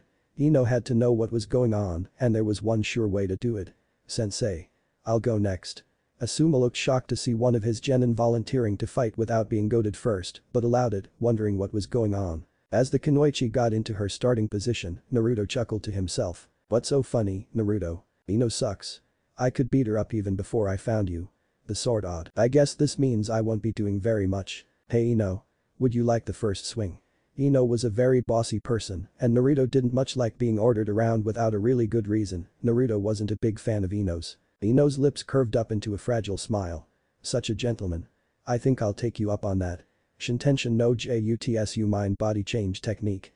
As Ino brought up her hands in the odd hand seal for the technique, Asuma choked on his cigarette. Damn it Ino. Anybody but Naruto, anybody. He was, unfortunately, too late. An orb of chakra representing Ino traveled to the confused and still Naruto, sinking into his skin on contact. Kakashi-sensei, what did she just do to me, and why isn't she moving? All the jounin and the genin who knew about the Yamanaka's secret technique scoffed at Naruto, who showed no signs of possession. Well, she's a body snatcher. The what? The body snatcher, or a skinwalker. It's a general name for creatures who enter the body of another for some reason. They tend to be very difficult opponents. It's not unheard of for a body snatcher to be killed, only to have the thing jump free at the last second. Luckily, this one seems to be young and stupid. I have her walking, trapped, in the tunnels. She'll come out when she's tired. Naruto chid, snapping the audience awake. Ino's lost in my head, but she'll come out when she's whoosh. The chakra orb that was Ino's mind and chakra jumped out of Naruto and back into her body. Rolling his eyes, Naruto walked up to the recovering Ino and laid Black Mirage on her shoulder. Have a nice visit Ino. She smiled weakly. No. Naruto wins. Helping Ino up, Asuma looked Naruto in the eyes. The boy mouthed she's fine, greatly reassuring the jounin. Next. Sasuke walked up, eyeing Naruto as he stood across from the blonde. Naruto stared back. Sasuke knew the most about his tricks of all the other ninja, having been on the receiving end of most of regular ones. Ready, set, go. Sasuke opened with a handful shuriken, forcing Naruto to dodge. The Uchiha had learned through a week of sparring that you had to keep Naruto on the defensive. Given even a moment to concentrate, he'd cast a genjutsu, and you'd be the one in trouble. Drawing a pair of kunai, Sasuke charged as the blonde was trying to set his feet. Clashing sounds rang in the clearing as Sasuke launched a flurry of attacks to keep the other boy distracted while he attempted to maneuver to blonde into an advantageous position. But Naruto had gotten almost as much out of the spars as Sasuke had. Working Black Mirage in a frenzied defense, he began slowly building up chakra. The sword waited patiently for the energy, passing the time creating flickers of light or false images to Sasuke's eyes to help cover for lack of skill Naruto possessed in using a sword. The blonde spent hours a day practicing, but you could only learn so much so fast. A moment later, a feint from Sasuke was enough for the Uchiha to get a kunai past his defense and stab the blonde in the arm. Poof. Cursing at his opponent's use of Kawarimi no Jutsu, Sasuke closed his eyes, listening intently. One of the few things that Team 7 had learned was that Black Mirage controlled light, not sound. If you could hear Naruto, then you knew where he was. The problem was that Naruto was incredibly good at sneaking around when he tried. The crowd of ninja watched, interested. The jounin instantly figured out what he was doing, and most of the genin did too. The jounin and Neji were the ones to spot the odd shimmer approaching Sasuke from an angle on the left. Once in position, the shimmer swung, belting Sasuke upside the head with the flat of the blade. Naruto moved to take advantage, but he moved too quickly and Sasuke caught a glimpse of the blurred shape of the corner of his eye and kicked out. Naruto howled and dropped as the kick nailed him in the knee. Both boys lost their weapons as they launched themselves at each other, locking into a grapple. Fists and elbows flew as they both tried to pin the other long enough to reach for something sharp. Sasuke's greater skill left him on equal footing with Naruto's gobs and gobs of experience in bare-knuckle brawling. Seeing the two tumbling across the clearing trying to beat each senseless quickly got more than a few laughs from their audience. Black Mirage was not happy about being let go, but as much as he didn't like it, swords weren't exactly an ultra-close-range weapon. Fight dirty Naruto. Nobody cares about cheap tactics as long as you win. Thunk. Winces abounded among the men as Sasuke let out a pained yelp and let go of Naruto reflexively. He fought down the instinct quickly, but the lost grip ended the fight for him. Seconds later, Naruto had Sasuke in a chokehold. Asuma walked over and investigated the situation. "Sasuke, can you get out?" The Uchiha glared at the Jounin and sputtered something unintelligible from lack of air. "Can you or can't you?" Sasuke refused to give and eventually passed out when Naruto just kept tightening his hold on the other boy's throat. Winner, Naruto. It took a bit of work to separate the two boys, given their stubborn attempts to lock down each other, but it got done. As Sasuke was checked over for unexpected damage inflicted during the hold, Naruto waved off the medic Nin, who attempted to look over the split lip and bruises Naruto had received from Sasuke. Naruto had always healed fast, and he didn't want the medic Nin to find or reveal the tender spot that was still carrying around from Kiba's first hit. "Alright. Who wants to go next?" No one stepped forward. "Anyone?" Kakashi turned to Sakura. "Why don't you go next, Sakura?" The Pincat winced. "I don't want to." Sakura had learned the hard way that she couldn't take either of her teammates. Sasuke was far too skilled and Naruto could take anything she could throw at him and keep coming. "I've been fighting Sasuke and Naruto all week, can't you just judge me off that?" Kakashi eyed her. "You didn't do very well in any of those spars. Are you sure you want me to report that?" Sakura nodded. "If that's what you want." Kakashi smiled at the others. "So, Hinata, Shikamaru, and Choji are left. Any takers against my student?" Guy spoke up. "Kakashi, my eternal rival, perhaps it is best if one of the other genin were to fight each other. Naruto's advantage seems unfair." Most of the ninja caught the look at Naruto's sword. Kakashi waved Guy's concerns away. "Maybe, but he is challenging himself by fighting all the other students, isn't he? Besides, everyone should have realized what his specialty was after the first fight and fought accordingly. Sasuke was the only one to do so." Kurenai added her 2 cents to the conversation. "To be fair, Kakashi, Jinjutsu isn't very well covered in the academy. Most ninja don't start encountering it until they hit chunin. We can't expect them know how to deal with something they know so little about." Kurenai shot a disappointed look at Kiba.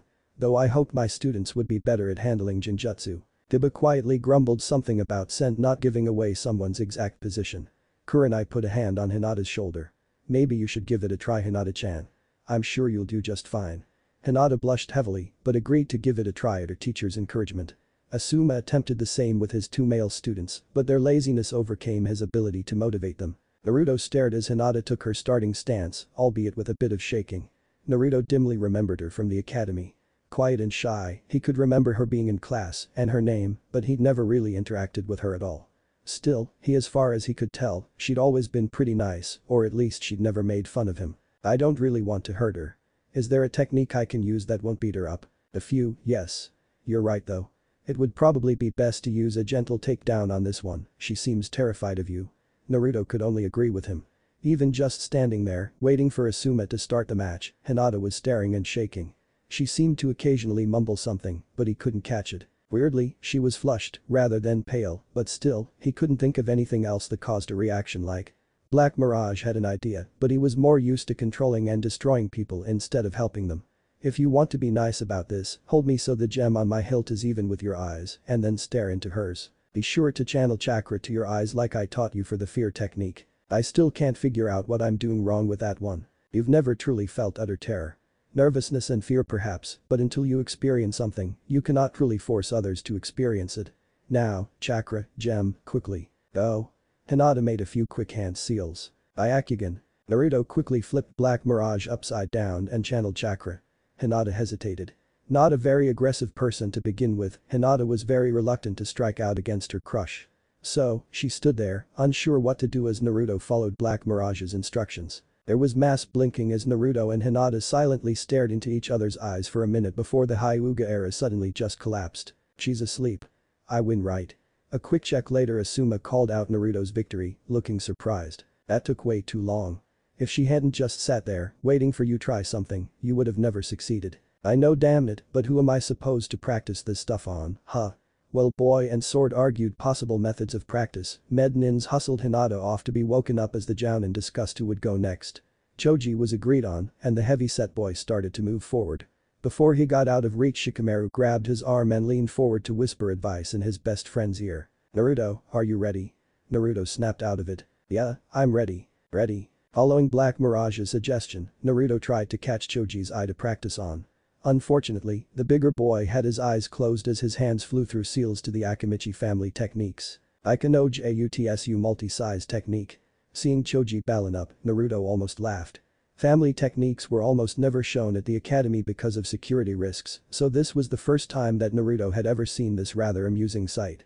The blonde stopped laughing when Choji's arms, legs, and head all disappeared into his body. As Choji started to spin, tearing up the earth beneath him, Naruto heard something about meat and tanks, but he didn't care much for whatever the other boy was saying. Instead, Naruto shoved Black Mirage into his rune and ran for the trees, not knowing a single technique that could stop an attack this. Inside his head Naruto could hear Black Mirage swearing up a storm. The sword could cast some amazingly powerful illusions, as long as his wielder had the energy to power him, but nothing he could do worked unless the victim could see it. It was the sword's greatest weakness, and Shikamaru had quickly figured it out. Oh, the Nara boy did not know for sure that Naruto couldn't use Genjutsu on blinded opponents, but he had concluded that all of Naruto's current techniques were vision-based. The blonde was now suffering the fruits of Shikamaru's intellect, desperately trying to hide from the rolling Akimichi. Cheers could be heard going up from the genin. Most of them were pleased to see someone finally put Naruto on the run literally as the case may be, and if that meant backing Choji, so be it. Getting desperate for a little space and time to think of something other than the sword he'd come to rely a little too heavily on, Naruto reached into his pouch and drew a tag. Tying it to a kunai, Naruto jumped and twisted mid-air. Beat this. Hurling the tag, Naruto used the momentum to spin back around by the time he hit the ground again.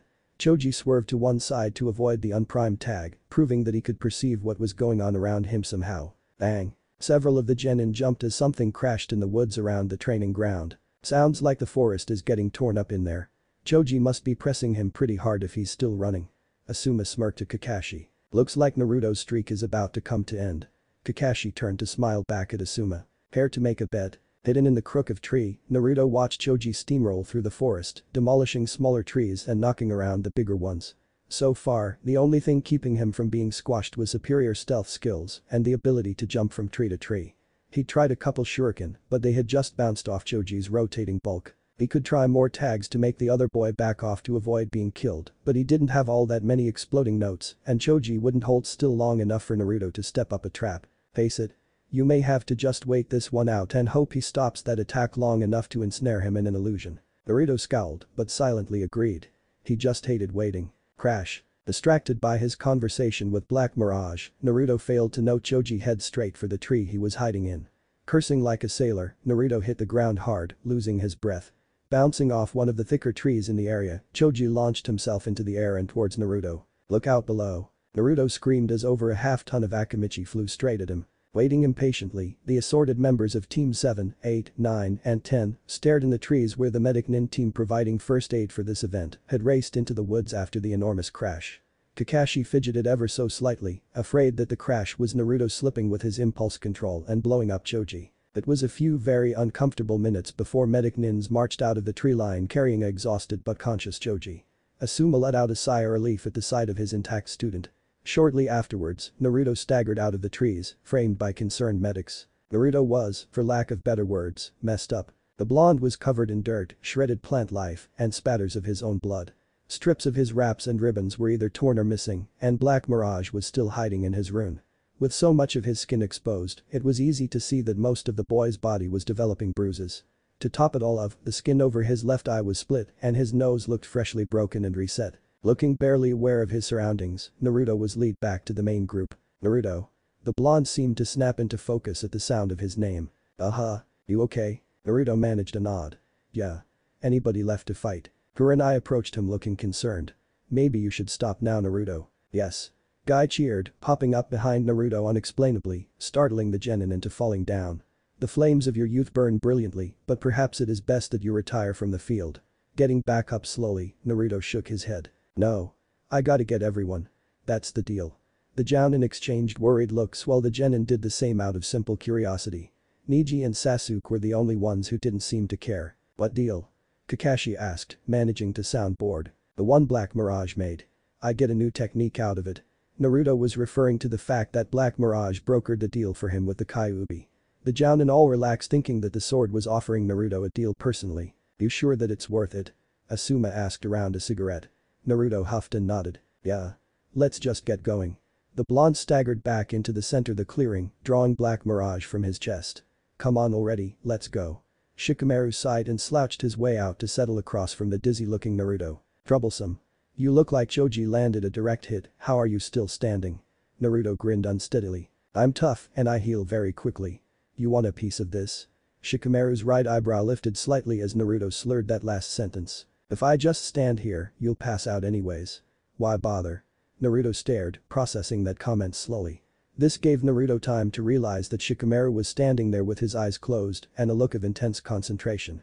Slowly, the blonde reached into his belt pouch and removed several kunai and a stack of exploding notes. Naruto tucked Black Mirage under his left arm and began laboriously applying exploding notes to the kunai. Once finished, he tossed them at Shikamaru. Instantly, the shadow user jumped back and ducked. Naruto swore, realizing that the exploding notes were pretty much useless to get Shikamaru to surrender. Grabbing shuriken, Naruto threw them straight at Shikamaru who dodged again, in a slightly different pattern. Troublesome. Cage main, no jutsu shadow imitation technique. Naruto gaped as Shikamaru's shadow suddenly came alive and rushed across the ground. Still a little concussed and confused about the movement of the shadow, Naruto didn't move at all before Shikamaru's shadow attached to his. The moment it did, Naruto lost all control of his body. Huh? Shikamaru sighed, before lifting his arms and opening his hands when they were extended. What are you doing, Naruto? Why did you let me go? Page main no jutsu. Shikamaru repeated, opening his eyes. Once caught in my technique, my opponent is forced to copy all my movements. You're helpless. Give up or I'll have you grab a kunai from your pouch and hold it to your throat. Naruto seemed to be thinking it over. Shikamaru wasn't comforted to see clarity returning to Naruto's eyes. Your shadow makes me do things. Shikamaru really didn't like that question. Why does it matter? Naruto grinned. Then, he said a single word. Darkness. Shikamaru sighed as all light in the clearing died and his technique vanished. The Nara secret techniques worked best with lots of shadows, but this darkness had destroyed all light, preventing the existence of shadows. Slinking away from where he'd been using the cage main technique, Shikamaru headed for the tree line, hoping to escape this darkness technique before whack. Less than a minute after all light fled from the clearing, it returned revealing a panting Naruto holding Black Mirage like a club. Shikamaru was groaning on the ground, clutching his head. I win. That said, the blonde collapsed, Black Mirage turned into light and vanished into Naruto's chest. Well, how did it go? In the Hokage's office, the Jounin of Team 7 to 10 stood in a semicircle in front of the village leader's desk. Puffing away on a cigarette, Asuma answered for the group. Naruto did much better than we expected, managed to take on the rest of his class and win one-on-one. It is unfortunate that my adorable genin could not test the flames of their youth against a blaze that is Uzumaki-san, but Lee looks forward to a match of youth in the future.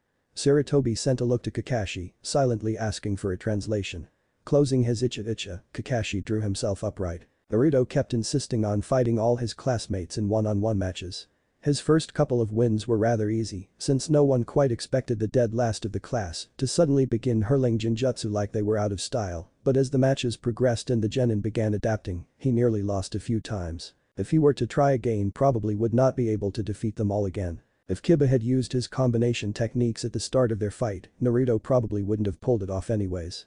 He nearly lose to Choji as it was. Kurenai med for a second before continuing. From what I saw today, we have a fair idea of what the Black Mirage's limits are. Sarutobi gestured for the Genjutsu mistress to continue, since this was her field of expertise mostly. The sword only seems capable of purely visual genjutsu, it never generated a sound or scent as far as I could tell. Naruto displayed some minor talent with shadow ventriloquism and considerable stealth skills, avoiding detection most of the time, even when against Kiba and Shino. That's no surprise. The Hokage murmured. Naruto has spent a great deal of time running from and avoiding his prank victims. If he hadn't picked up some stealth and evasion skills I would have been disappointed. Anything else? Do things Hokage-sama? Kakashi drawled. 1. Naruto referred to some sort of deal that he struck with Black Mirage involving some unknown technique. I'll keep an eye out for it and report on its effects as soon as I can determine them. And the other thing. It seems there is a second reason the sword is called the Black Mirage. During the fight with Shikamaru, it absorbed all nearby light, preventing any shadows from being cast. Sarutobi blinked. Impressive. Guy, what did Niji have to report to you? As requested, Niji discreetly observed all of the battles with the Byakugan active. He claims that the only technique that he could actually see with the Byakugan was the blur technique, which completely obscured Naruto's Tenketsu. No other Genjutsu Naruto created seemed to appear while the Byakugan was active, though they were perfectly visible once Niji deactivated his bloodline. Interesting. The Hokage mused. Thank you all for assisting in the investigating of Naruto's sword. We have yet to find any records of it in the tower, which leads me to believe that the sword may predate the village. Our records only covered about 120 years or so it is entirely possible. Doesn't that mean that someone secretly hid it in the scroll of sealing then? Kakashi pointed out. Yes. The Hokage said grimly. Yes it does. Carrying an air of stubborn determination, Naruto walked down the drab corridors of his own mind. The last thing the boy remembered involved a fight with his former classmate sort of friend Shikamaru and a contest. Arriving at the gigantic bronze gates representing the Kyuubi's prison, the blonde ninja couldn't help but feel a bubble of excitement growing in his chest. The fox had promised a technique if he defeated his classmates, a victory he had pulled off due to luck and surprise, and not something he looked forward to again. Still, despite his excitement, Naruto was also feeling a great deal of doubt. The nine-tailed beast had promised to teach him a technique, but would the living disaster keep his word? Here for your lesson already, human. Naruto jabbed a finger at the demon lord, shouting his response. Damn right I am, and don't try anything funny. You promised me a technique and I better get one. The Kyuubi snorted in contemptuous amusement of the human's demands. If I were to try anything funny, brat, I truly doubt your minuscule human brain would be able to comprehend it. The Yako's massive eyes narrowed. Still, as even you know, a promise must be kept. And, since you have had the sense to attempt to ape your betters, the cunning Kitsune, I have decided to attempt to teach you the most basic of Kitsune attacks. Kitsune Bai. Naruto gaped. How am I supposed to learn Kitsune techniques? You contain the greatest of all foxes, brat. If there is any hairless ape in this world capable of Kitsune magic, it is you. Now pay attention human, I have no intention of repeating myself. Shaking away any doubt or confusion, Naruto listened intently as the King of Hell described how to use and control his people's most iconic attack technique. Hidden nearby in the shadows that populated Naruto's mindscape, Black Mirage also listened to the instructions. It was not every day that had a chance to learn from such a being without paying a hefty price. It was an opportunity the sword was not about to pass up. In one of the newer growth areas in the forest surrounding Konoha, three figures flitted from shadow to shadow, closing in on their unsuspecting prey. The target itself was relaxing in a sunny clearing, enjoying the warmth and peace of the midsummer day. The three figures spread out along the edges of the clearing, keeping one eye on the target at all times. Once they were in position, each figure raised a hand. This is Fire Fan, in position. This is Pink Princess, in position. This is Rainbow Brat, in position. Confirm target ID. Description match, complete with red ribbon over ear. Then operation is a go, repeat, operation is a go. At this, all three shadow-concealed figures leapt towards the target, revealing the genin of Team 7. The target, the infamous escapee cat Tora, started at the unexpected movement and tried to make a run for it. Sadly for Tora, the genin's approach had been in a well-coordinated triangle pattern, leaving no open avenue to retreat through. Sadly for the genin, Tora quickly realized this and reacted as most cornered animals do. She attacked as viciously as possible. Son of a motherfucking bitch. Howling, Naruto went down with a snarling, clawing feline trying to scratch out his eyes. Why does it always go for me? I never did anything to it. Sasuke and Sakura watched with no small amount of vindictive glee as Naruto rolled around on the ground, trying to pry the angry cat off his face. Naruto would have been super pissed to know that Sasuke and Sakura had both taken to hesitating at the last second when rushing Tora after the first time this particular D-rank mission had been assigned to Team 7. As far as they were concerned, this was just getting even for the beatings the blonde bastard kept tossing them in their spars. Sasuke was feeling particularly vindictive since he'd always been able to beat Naruto in a fight at the academy. Now though, he only won when Kakashi put some restrictions on the match. Still Sasuke thought we'll see how often he wins when my Sharingan awakens. Kakashi lazily strode into the clearing as Naruto finally managed to restrain Tora. Good work team. Let's head in for our next mission. Kakashi's one visible eye swiveled in its socket towards Naruto. You alright over there Naruto? I hate this cat so damn much. Scowling, Naruto got to his feet and extended his arms to keep Tora from going at his eyes again. If I'm the one who keeps getting scratched, then I'm picking the code names next time Kakashi-sensei. Waving away the demand, Kakashi turned and started walking, obediently followed by his genin all the way to the Hokage's tower. Once there, Team 7 turned Tora over to her owner, the Fire Daimyo's wife. Distracted by trying to memorize the sight of Tora being squeezed to the brink of death, Naruto almost missed hearing Sarutobi listing of possible missions for them to take. Babysitting, picking up groceries, unloading a merchant caravan. Stop. The Hokage quirked an eyebrow at the sudden outburst from Naruto, but he really wasn't surprised at all. At least he had the sense to wait until the daimyo's wife left. That old rumor monger would have never left if she sensed something potentially juicy. I take it you have something you want to say, Naruto. Hell yeah. I'm tired of these dinky kitty jobs. Give us something harder, old man, me and Mirage need a challenge. Black Mirage mentally growled his agreement with the sentiment, badly craving conflict now that he was out of the scroll and in the hands of a true wielder. Sarutobi smiled slightly as Naruto went on a rant about how he'd never be Hokage if he never did anything cool. It was nice to see that the boy was as lively and feisty as ever. Well, if you feel that way, perhaps I could find you something a little more challenge than walking dogs. There were quite a few shocked expressions around the room at the Hokage's statement. Everyone in the room had figured that the village leader would kindly turn down Naruto's demand. Hokage-sama, are you sure that's a wise idea? After all, Team 7 only recently graduated. Sarutobi chuckled, waving away Iruka's concern. Team 7 is an exceptional group, Iruka-kun, as you know. Besides, I do have a rather easy C rank in mind for them. Tazuna, come in please. Hearing the name, Naruto discarded any idea of guarding a princess, but was still holding out hope for a daimyo's relative when a pudgy, aged drunk staggered into the room. Dressed in worn peasant clothing, the drunk squinted at Team 7 before opening his trap. These better not be my guards. It's just a bunch of brats. And that short one looks like a retard in that getup. Naruto might have been briefly distracted by comparing heights had not Tazuna mentioned the outfit. Giving Mirage a mental command, Naruto thrust his hand forward. Having only ever seen Naruto draw Black Mirage by reaching into his chest, the assembled ninja were surprised when Black Mirage formed in Naruto's hand, the point of the blade resting less than an inch from Tazuna's throat. What was that about what I'm wearing? Naruto growled. Tazuna held very still, sweating badly. Delicately, Kakashi griped the tip of the sword and moved it from Tazuna's throat, noting the edge of Black Mirage was sharp enough to leave deep scrapes on his leather gloves, just brushing against the sword. No need to be so uptight, Naruto. Tazuna is a client after all. Snorting, Naruto called Black Mirage back into himself. Fine. But if I hear one more crack about my clothes, I'm going to give him nightmares. Sighing, Sarutobi stopped any further trouble by informing Team 7 of the mission parameters. Tazuna is a well-known bridge builder and will need an escort back to the Land of Waves. So what the hell was that? Team 7 and their client were currently on the road to Wave Country, Tazuna safely in the center of their travel formation. Hearing the bridge builder's question, Kakashi looked up from his Icha novel. What was what? The Jounin asked, sounding amused. That. Tazuna spat quietly, pointing at Naruto. The thing with the sword. How'd he do that? Kakashi shrugged. I'm not quite sure, to be honest. Naruto found the sword in one of the most secured locations in Konoha. It is special, and only Naruto really knows anything about it. It teaches him things, displays odd traits.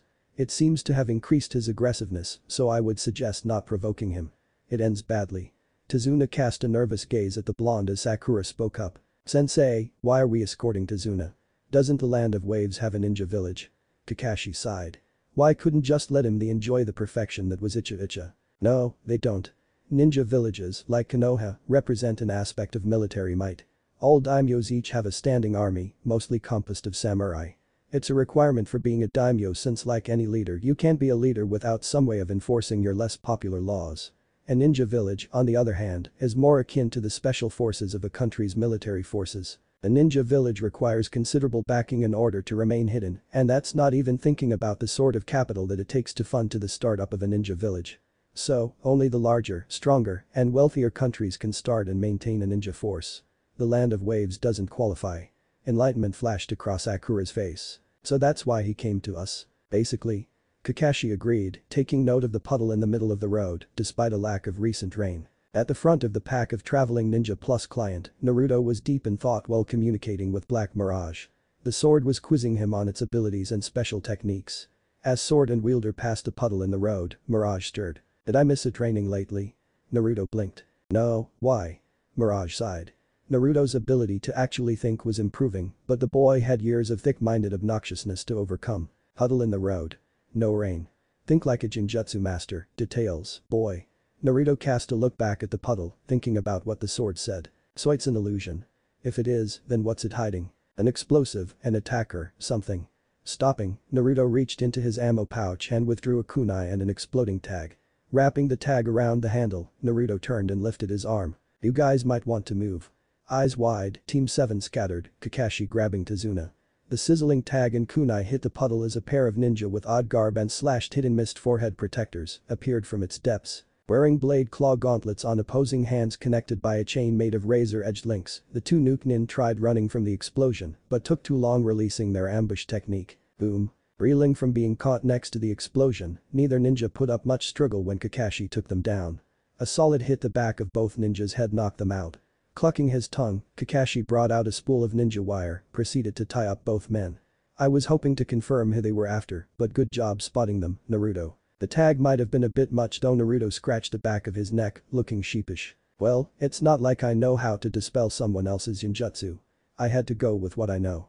Kakashi made a mental note to teach Naruto genjutsu disruption techniques ASAP before turning to Tazuna. Well, given that I'm a jounin and my genin aren't exactly high priority targets, I'm going to assume that the demon brothers were after you, Tazuna-san. Demon brothers?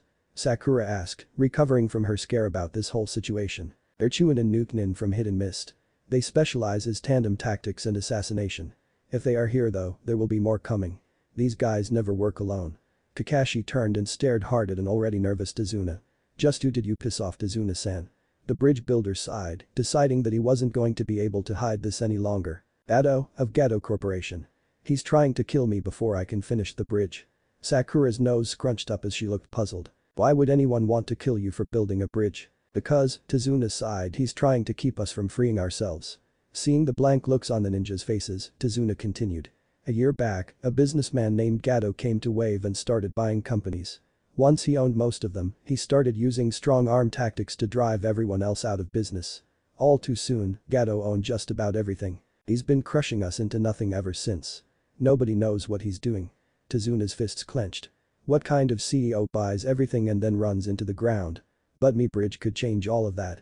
It'll be a fresh source of hope and income. Kakashi coughed lightly. That's Nisabit, you lied about the mission ranking. Tazuna's sweat dropped. He'd really hoped they would have forgotten that during his speech. I had to. Wave is super poor thanks to Gato. Even the daimyo couldn't have afforded a more expensive mission and still finished the bridge. Kakashi popped his neck and sighed. Be that as it may, you falsely reported mission parameters and you got a severely underpowered team for this mission. We're going to have to return to Konoha. Tazuna decided that it was time to go for the soft underbelly. Sure, I understand. I'll just continue on alone and Gato will kill me for trying to free Wave from his tyrannical grasp. My poor daughter will cry for days and my grandson will hate Konoha forever, but you got to do what you got to do. Goodbye Ninja Goodbye world. Waving his hand dramatically, Tazuna started down the road to Wave. Fidgeting uncomfortably, Kakashi looked at his genin, who were all staring at him intently. Kakashi flinched. God damn it. Thanks again guys for changing your minds. Total victory. Kakashi glared at his genin who either smirked or smiled. Tazuna and Team 7 were at the moment being ferried across the strip of ocean that separated Wave from the mainland. Their ferryman was a scrawny and very nervous fellow, telling them to shut up any time one of them spoke. As Wave slowly became visible through the thick fog surrounding it, the ferryman seemed less nervous, but he was still obviously not happy with transporting them. The moment they hit land, he ushered them off his boat and then took off as soon as they were all off of it. Ignoring the man's rudeness, Team 7 set off through Wave towards Tazuna's house on another shore of the country. The group traveled in silence, slightly freaked out by the fog. Kakashi was merely tense, more used to this kind of thing, but still, there is someone out there.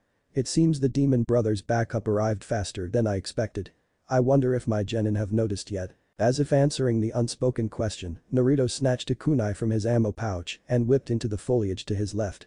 Ignoring Sakura's shout about Naruto being stupid and a show-off, the blonde rushed after the kunai, reaching towards his chest. Then, he froze.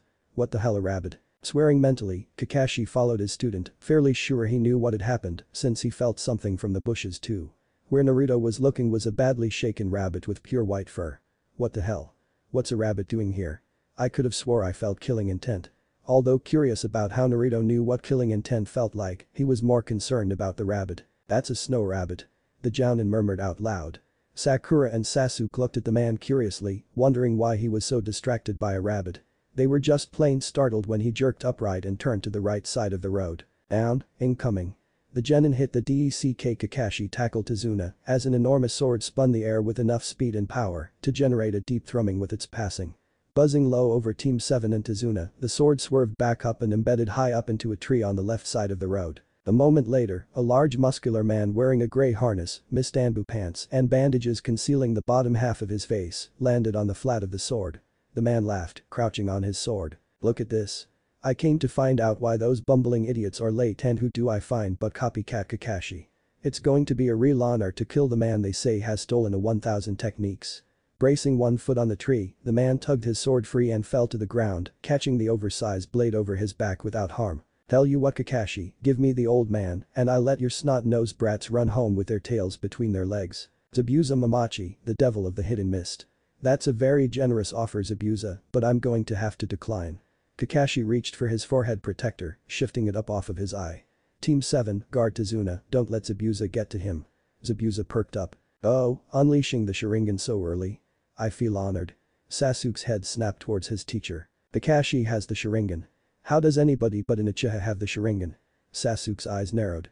He was definitely going to have to look into this. "Now then, let's get started."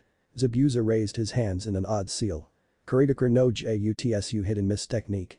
The already thick fog increased until it was like a heavy soup. Condensation instantly beaded on all available surfaces. The sudden increase in the fog was promptly followed by a voice and a massive killing intent. 8 points. Zabuza's voice echoed out of the fog: the larynx, spine, lungs, liver, jugular vein, collarbone, kidney, and heart.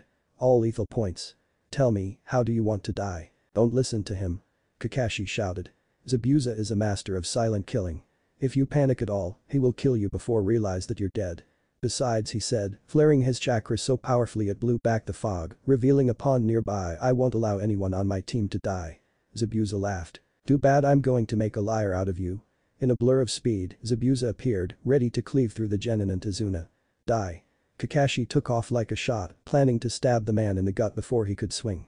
Long before the leaf jounin mated, Naruto thrust his palm at Zabuza. "Eat this asshole."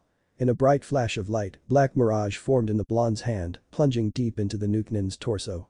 Kakashi petered to a stop, surprised. He hadn't thought Naruto would have reacted that fast. The impaled Zabuza gurgled before bursting into water and soaking the ground. Kakashi swore as the genin looked on, shocked. "Oh." Zabuza said from the fog, sounding amused. "So one of the brats has a sword. Where did you get it, boy? Out of your father's closet?" Although he wasn't showing it, Zabuza was rather interested in where the blonde had been hiding the blade. He could see some nice uses for that little trick. Naruto growled into the mist. "I earned this sword, you eyebrowless freak. Why don't I show you how?" Letting loose with his own not inconsiderable burst of killing intent, Naruto's form shimmered and he stepped into the mist, invisible. Kakashi and Zabuza both wore identical expressions of shock, though they couldn't see it. After a moment, Kakashi allowed himself a chuckle. He of all people knew how effective copying people was at throwing them off their game. Zabuza's reaction was considerably less reasonable. "What the fuck? That brat is a Genjutsu Kenjutsu user. Who the hell taught him that?" Calming down, Zabuza focused on his hearing, planning on spitting the brat the moment he heard something. Back with Kakashi and Tazuna, Sasuke and Sakura were both a hair's breadth away from screaming in utter terror. Zabuza, Kakashi, and now Naruto, all throwing their killing intent around. It was liking being an extra in a slasher movie and knowing you were going to get axed to increase dramatic tension. "You can't stand this," Sasuke thought, trembling and reaching for a kunai.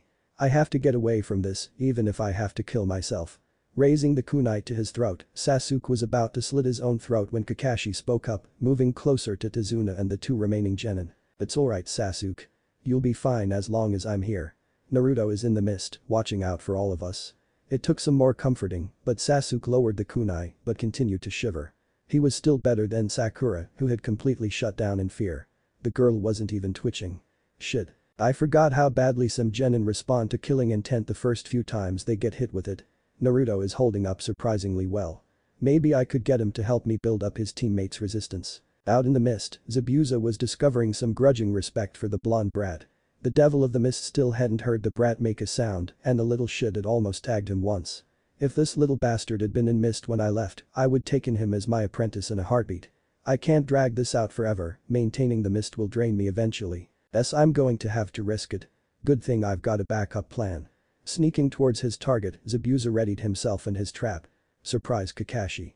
Lunging out of the mist, Zabuza went on the full attack, knowing the brat was coming for him. A lightning-fast exchange between his head cleaver and Kakashi's kunai took place, ending with Zabuza using the weight as blade to force the leaf jounin into a poor stance before lashing out with a kick that hurled the copy nin into the pond. Racing after the jounin, Zabuza felt a light sting across his back. He actually tagged me. Not bad for a little genin. Appearing over Kakashi, who was noting the unexpected weight of the water in the pond, Zabuza held out a hand, the other in a seal. Surino Jutsu water prison technique. A large bubble of water formed around Kakashi, arresting all movement. Chuckling, Zabuza allowed the mist to dissipate. Tazuna and Sasuke stared in horror at the trapped leaf jounin. Sakura twitched heavily, struggling to come out of the killing intent-induced bodily lockdown. Forming a water clone, Zabuza sent a try to Tazuna. Your little blonde friend showed some promise, but it's over now, brats. Run. Kakashi shouted. Take Tazuna and get out of here. I don't think so. The water clone shouted, charging Sasuke. A moment before it got in swinging range, it was sliced in half by something unseen. As Zabuza swore, Naruto's voice echoed out of the trees in the same way that Zabuza's had earlier. Sasuke. I'll cover you. Fireball that asshole. Grinning evilly, Sasuke raced to the edge of the pond and started flashing through seals. Cursing, Zabuza tried to form another water clone, but the thing was sliced before it even finished forming. The Kakyu no Jutsu great fireball technique. Dropping his water prison, Zabuza raced away from the flames as Kakashi recovered and smiled at his students. Thank you, boys. You'd better get back though, the time for playing around is over now. Turning to face Zabuza, Kakashi set himself in a ready stance. Eyeing the distance between each other, both jounin started forming hand seals at the same time. Tsuruta no Jutsu water dragon projectile technique. Roaring, twin dragons rose from the pond and lunged. Biting onto each other, the technique struggled for dominance shortly before collapsing. Damn it. The whole lot of you are really starting to piss me off. Starting another round of seals, Zabuza noted bitterly that Kakashi was once again performing the same seals at the same speed as him. Talk about monkey see monkey do. What am I going to? Gurk. The gurk was Zabuza suddenly finding his entire world upside down and backwards. His entire perception was shot and shifting lights burned into his eyes, stunning him. It was one of the most disorienting genjutsu that the nuke nin had ever been put in, and it worked like a charm. Zabuza was shakily attempting the last few seals when he heard Kakashi shout the name of the technique that both jounin had been forming. Ibakufu no Jutsu grand waterfall technique. Aw should Zabuza managed weakly before the jutsu slammed into him like a tidal wave. Carried helplessly in its current, Zabuza was pounded into a tree trunk with almost crippling force, driving the air from his lungs. Gasping, he struggled to recover as Kakashi appeared and twirled a kunai into his hand. This is it for you, devil. Giving a short wheezing laugh, Zabuza looked up at Kakashi. Maybe. He whispered. But at least I got to see that my style will live on. Nodding in acknowledgement, Kakashi prepared to throw. Whip whip. Kakashi blinked, surprised by the sudden appearance of Senbon in Zabuza's throat as the devil of the mist himself fell over looking shocked. As Kakashi's students and Tazuna came over, a single hunter nin wearing hidden mist insignia came out of hiding and crouched over Zabuza's body. Thank you all for weakening Zabuza. He would have been impossible for me to take down on my own. The hunter nin spoke with a very soft and sweet voice, obviously young, not short. A fact that no one missed, not even Sakura, who was recovering now that the killing intent was gone. No problem, Hunter-san. Glad to help out, right my little genin. The genin just sort of stared at the hunter nin, not sure what to say. Naruto wanted to get in the hunter's face about taking Team 7's kill, but was busy trying to get Black Mirage to stop bitching about fame stealing sneak thieves. If you'll excuse me, I have to dispose of the body. Grabbing Zabuza and the man's sword, the hunter nin disappeared in a Mizushunshin. Waiting a moment to take sure the hunter nin was gone, Kakashi dropped to the ground with a groan. Using a trembling hand to recover his Sharingan eye, Kakashi turned his head to his students. I'm going to need help getting to Tazuna's house. Obito's eye is so helpful, but it eats chakra like nothing else, especially when I use it to hypnotize someone from that range. Ignoring his students' grumbles, Kakashi allowed himself to be dragged away. Tsunami, I'm home. Head snapping up, a woman in her 20s was relieved to see her father walk in the front door. Father. You're back. As she walked to the door to hug him, Tsunami noted the barely conscious gray-haired man being carried by a blonde with the strangest clothes she'd ever seen, and followed by a dark-haired and eyed boy in equally dark clothing next to a pink-haired girl wearing red and white. Father, she asked slowly, who are these people? Tazuna beamed. Ninja from Konoha. They escorted me all the way here and they saved my life from a couple of Gado's hired assassins. Tsunami's eyes widened in shock before she turned and bowed to the ninja. Thank you for saving my father. Kakashi half raised a hand in a poor wave, too tired to manage anything more. Rolling his eyes, Naruto addressed the lady of the house. Do you have somewhere I can put him? He's getting heavy. Giggling in amusement at the put-upon look that Kakashi managed, Tsunami led the ninja to the guest rooms upstairs. After telling them where all the important day-to-day things were, she left them to themselves. After the door closed, Kakashi fixed his student with a firm look. Zabuza isn't dead. What? Naruto winced badly after Sakura's startled screech. Black Mirage was going apeshit inside his head. Sakura, please don't do that. It makes me want to kill you. Cutting off any argument with a glare and a quick shot of killing intent, Kakashi continued. I was thinking about it the whole way here. That hunter nin should have dealt with Zabuza's body right there. Since they didn't, he's not a hunter nin. Probably one of Zabuza's minions. Sasuke scowled as he said the last part. Just dealing with Zabuza alone had been unsettling enough. Add in another attacker. Kakashi nodded. Starting tomorrow, I'm going to teach you all a technique. Get some rest tonight and try not to worry our hosts. I'll inform Tazuna about this tomorrow in private. Dismissed. In a small clearing, a masked hunter nin hummed softly as they unrolled a specialized medical kit. Grabbing a pair of scissors, the masked figure went to cut through the bandages around Zabuza's mouth. Their hand was stopped when Zabuza shot up and grabbed the hunter nin's wrist. You always have to hit me in the neck. It leaves me achy every damn time. The hunter nin giggled. The neck has less muscle, Zabuza-sama, so it's easier to hit the right points. Besides, you know I hate scarring your body. Zabuza ignored the teasing tone that his minion took on at that last comment. Haku talked a good game, but was rarely able to follow through. Well, did you get anything? Yes, Zabuza-sama. I believe I know how you could counter copycat Kakashi. I'm sorry that I don't have anything for the blonde boy, he was gone before I realized what was happening. Zabuza grunted. Doesn't matter. Tell me your plan. Breakfast was interesting to say the least. At the morning meal, Team 7 was introduced to Tsunami's son, Inari. Inari was a young boy who somehow carried an aura of doom and gloom more intense than what usually followed Sasuke around. After eating, Kakashi took Tazuna to one side and explained that Zabuza wasn't dead. Tazuna, fearing for his family, had told Tsunami and Inari to be careful, that some of Gado's assassins were still running around. Tsunami had gasped in fright and Inari, to the surprise of the ninja, just snorted something that sounded like of course he does still, it wasn't their problem, and the ninjas soon headed outside to begin training. Using a cane as support, Kakashi led them a short ways into the trees before turning to face his students. Today, I'm going to teach you to climb trees. Seeing the disbelieving looks, Kakashi decided to clarify. Without your hands. Channeling just a bit of chakra, Kakashi walked a short way up and then back down the tree trunk. The Jounin chuckled a bit seeing their gobsmacked expressions. Tree walking is considered a basic chakra control exercise and a primer for water walking like you saw me and Zabuza doing. The trick to tree climbing is to gather chakra at the soles of your feet. Producing 3 kunai, he tossed them at his students' feet. Use this to mark your progress.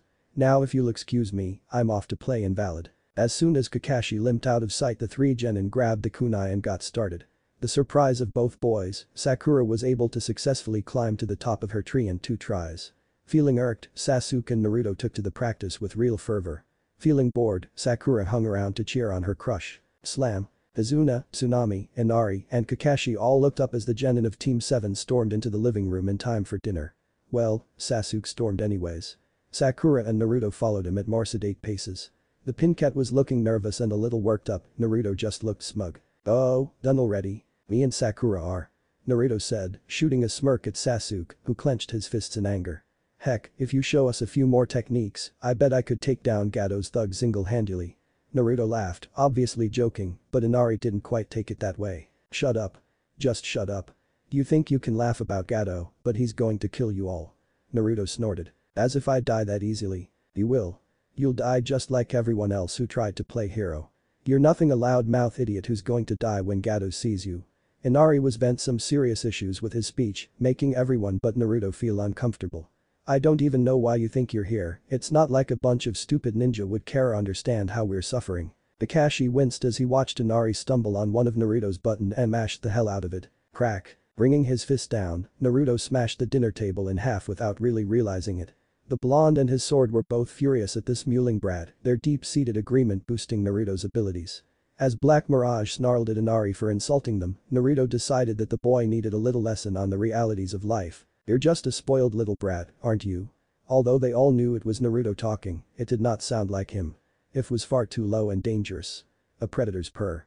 You think that just because things look bad, you can throw yourself a pity party and have everyone kiss your ass, is that it?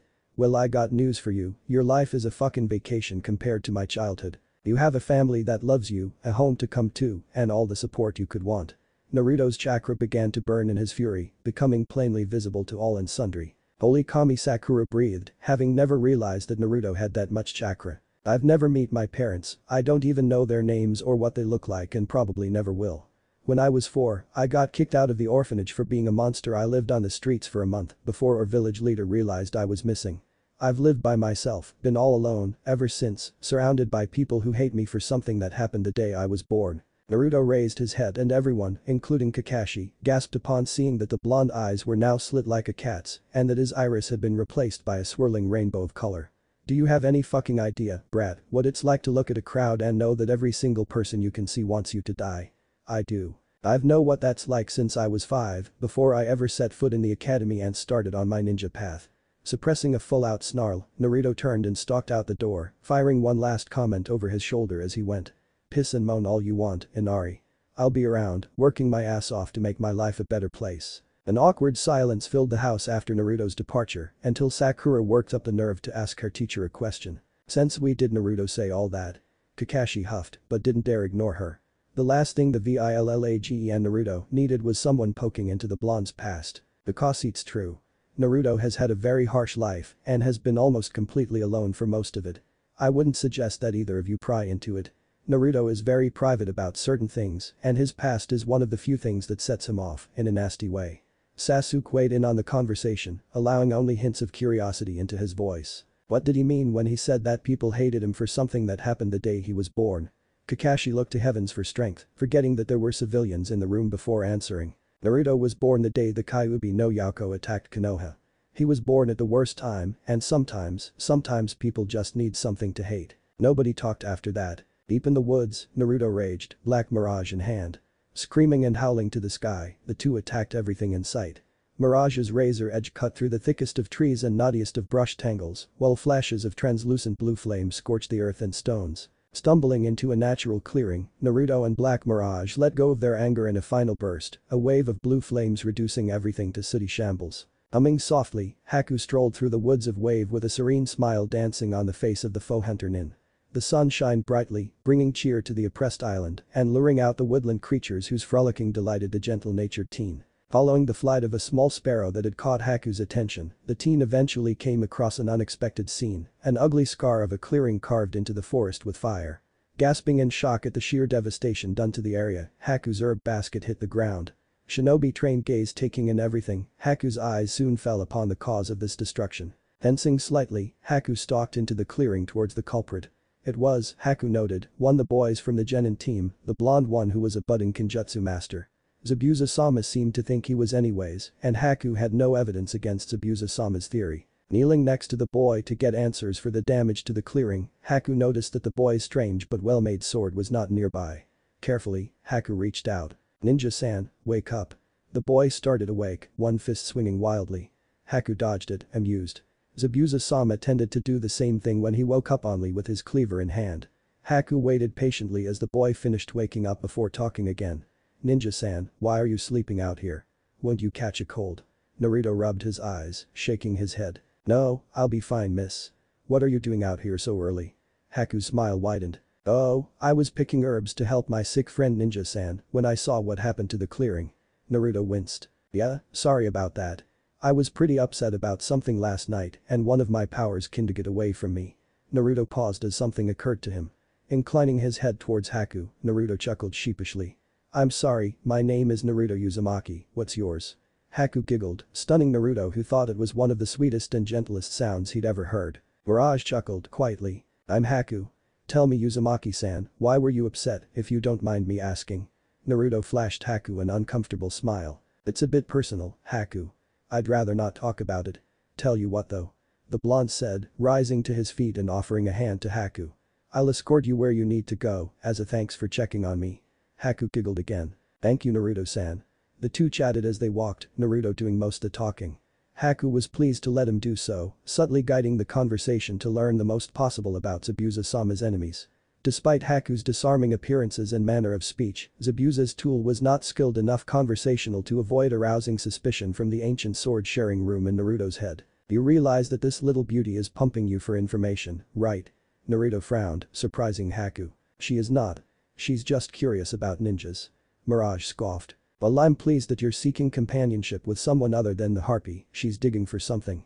It wouldn't be the first time someone sent a pretty face to finish what the brutes failed at. Naruto shot a sideways look at the girl at his side, suddenly reminded that Zabuza had just recently tried to kill them and their client. Haku noticed the change in the atmosphere between them and began getting ready for a quick retreat. Still, Naruto said and did nothing, quietly following Haku as the kimono-clad youth gathered various herbs. The older teen eyed the blonde, wondering if he would recognize the actual purpose of the herbs Haku was gathering, but Naruto knew nothing about plants except a few edible species, and Mirage's knowledge was limited to the herbs and plants that had mind-influencing effects. Finally finishing, Haku stood and brushed off a few clinging pieces of debris. "Thank you for watching out for me, Uzumaki-san." Naruto grunted noncommittally, still turning over Mirage's comments in his head. Haku began to walk away, pausing only at the edge of the small, undamaged clearing they had found. "By the way, Uzumaki-san, I'm a boy." Gaping at Haku, who was walking away giggling, Naruto barely heard Mirage laughing. "Wahahaha, damn, it's been a long time since I've seen a trap that skilled. Sensei, shouldn't we look for Naruto now? I know he's an idiot, but he is a Konoha ninja, we stick it together, right?" Kakashi sighed. Sakura meant well, he knew, but hearing her ask that question again and again was starting to work his nerves. Maybe the nerves of everyone else too if the looks that Tazuna and Tsunami were sending the Pinkette's way were any indication. "Sakura." The jounin started. "Naruto will be fine. Given how angry he was when he left here yesterday, I actually pity anyone who bothers him right now." Sakura looked outside nervously at falling dusk, almost 24 hours after Naruto had stormed out of the house. "Still," Sasuke grunted, handling his bowl and chopsticks with hands that shook lightly from the amount of chakra he had expelled practicing earlier. "The Naruto will be fine, Sakura. We both know how creatively vindictive he can be when he's mad, even before he found that damn sword. Stop bothering us about him." As Sakura finally settled down, Sasuke's own thoughts stewed. It was harder than he thought to stop addressing Naruto as the dead last, but the blonde had proven without doubt that he didn't wear that title anymore. Since finding the sword, Naruto had become powerful enough, fast enough to unsettle the last Uchiha in Konoha, but he comforted himself with thoughts of his own rise once his Sharingan activated. Everyone was pulled from their thoughts when the front door banged open and Naruto slumped in, looking frustrated. Spying everyone gathered around the table, Naruto headed over. "Kakashi-sensei. That hunter nin that was working with Zabuza, would you say that they're about this tall and feminine?" Naruto held his hand flat, a little above his head to demonstrate the right height. Kakashi blinked with the rest of the table, wondering why Naruto was asking. "Yes, that sounds right, why?" "Nothing." Naruto said quickly. "I'm going to go upstairs and go to sleep, Kakashi-sensei." Kakashi quirked an eyebrow. "Ooh, not hungry?" The blonde waved it off, mounting the stairs. "Nah, I ate already." "Oh, and don't worry, but I'm going to be training with Mirage while we wait for Zabuza to recover." Kakashi hummed. "What if I had some training planned?" Naruto paused, shooting a disbelieving look over his shoulder before bursting into laughter. The blonde staggered up the stairs and out of sight, laughing the whole way. At the table, Sasuke and Sakura looked at Kakashi knowingly. The jounin ignored them. Well, that was rather rude of the little bastard. The next few days passed quietly for all sides. Gado and his men caused little trouble for the people of Wave. The businessman was waiting for Zabuza and his pet freak to make their move so the grubby and greedy dwarf could make his move. Not that the two missing ninja knew it. Zabuza was healing quickly, making plans for an assault on the bridge while Haku loyally watched over him. Team 7 was busier. Sasuke had mastered tree climbing, making it to the top of any of the local trees without problem. Sakura neglected continuing her tree climbing practice, having given no thought to the benefits it would have on her chakra stamina. Once Sasuke and Sakura could perform the exercise without screwing up, Kakashi moved on to taijutsu practice and polishing their kunai and shuriken throwing skills, touching up the basic combat skills of the students that were present. Naruto was behaving like a ghost, making Team 7 and Tazuna's family nervous. The blonde appeared only to sleep and almost never ate at the house, always claiming that he'd eaten elsewhere. As the days passed, Kakashi and Zabuza both recovered. Once the leaf jounin finished healing up, he went on edge, knowing that Zabuza was soon to follow. The day Kakashi, Sakura and Sasuke headed out with Tazuna to guard the man and Naruto still slumbered away upstairs, the experienced jounin knew instinctively that it was the day. As the bridge builder and bodyguards disappeared around the bend of the road, Kakashi chuckled, surprising his company. "Let's see what you've been up to, Naruto." Singing an old folk song under her breath, Tsunami washed the morning dishes with the ease of long practice. While the mother of one could feel the tension that lay lightly on the ninjas guarding her father, Tsunami was actually quite relaxed herself. Gado's goons hadn't been in town for a while, and with Ninja around, the civilian couldn't help but think that everything would be okay. Once her father's bridge was finished, Gado's stranglehold on Wave would be ruined and their country would recover. Tsunami was just finishing the last few notes of her song when the front door was hacked into 4 pieces. Shrieking in surprise, Tsunami whirled to see 2 of Gado's favorite hired goons stepping in the doorway with cruel smirks on their faces and katanas in hand. "That's the bitch the boss wants, right? The bridge builder's daughter." The smaller, silver-haired thug nodded, bored. "Yeah, that's her. Grab her." The more heavily scarred thug grinned and licked his lips. "You know, the only thing I got to cut up on the way over here was just a stupid pig. Since the boss wants you alive, I can't cut you. Beauty wouldn't mind if you entertained us in another way." Tsunami shuddered, the goon's obvious intent to rape her sending waves of terror up and down her spine. Backing away from the men, Tsunami prepared to run out the back door and for help when her plans were abruptly ruined. "Mom, what's happening?" Tsunami froze, spotting her son at the base of the stairs. "Inari, no. Why didn't you hide?" "Hee the scarred goon chuckled. "Well, whatcha know, the boss didn't say anything about the brat. I'm going to cut him good." Tsunami thought furiously. Inari was too old and heavy for her to carry to the bridge and too young and slow to outrun Gado's men. If she went with them to save her son, the men would. They say that necessity is the mother of invention. Luckily, desperation is necessity's cousin. Seeing Inari standing on the foot of the stairs sparked a memory and an idea. Acting on it before the situation got any worse, Tsunami darted to her son, surprising the goons as she grabbed Inari and ran up the stairs, screaming. The thug stared. What the hell was the bitch thinking, running to the 2nd floor? What was she going to do, crawl out a window? Naruto stirred when he heard a woman shriek downstairs. Grunting, the blonde forced himself to his feet, blinking away the sleep from his eyes. "Ugh, what's going on?" More screaming and rapid thumping caught his attention, injecting a little awareness into his veins. "Huh." With a crash, Tsunami burst through the bedroom door, clutching Inari. "Naruto-san. Gado's thugs are here, help us." Swearing, Naruto reached for his chest just as the bedroom door flew open again. "Gotcha, bitch. You're going to suck our cocks for making us chase you, whore." Naruto's eyes went flat and he pushed Tsunami and Inari behind him. "Close your eyes, you two. I'm going to take care of them." Tsunami obeyed, clasping one of her hands across Inari's eyes. Either way, she didn't want him to see how this ended. The 2 thugs laughed, stepping apart. "You're a ballsy little runt, but just how do you plan on taking us on?" Naruto snarled, eyes flashing as he reached into his chest. "Like this, you bastards." Schlunk. Schlurk. Thump thump. Tsunami murmured comforting words to her son as the boy whimpered. No doubt the sickening sounds of a man being stabbed and sliced were bringing up memories of Kaisa's death. Silence reigned in the room for a short time before the sound of cloth being torn and wiped over something reached Tsunami's ears. Opening her eyes, Tsunami was confronted with the sight of Gado's men lying lifelessly on the floor, their blood pouring from clean stab wounds on their chests. Naruto stood above them, cleaning his sword with what looked to be part of the silver-haired swordsman's shirt. The woman caught the look in the young blonde's eyes and shuddered. They were cold and furious, flecks of different colors dancing through his crystal blue orbs. Seeing the movement, Naruto sighed. "I'm sorry for making a mess in your house, Tsunami-san, but I don't like rapists." Tsunami stared as Naruto finished cleaning his sword. Dropping the ripped cloth, Naruto ducked down and grabbed a pouch from his bedside. "Tsunami-san, I'm going to check on my team at the bridge, okay? Do you think you can make it to a friend's house and hide?" Tsunami nodded. "Yes, Naruto-kun, we'll take one of the older, hidden paths. We'll be fine, thanks to you." Naruto smiled brightly, ignoring the fact that some of the spilling blood was starting to stain his sandals. "You're welcome. Don't worry about that bastard Gado, after this, I'm going to take care of him myself." With that, Naruto turned and disappeared down the stairs.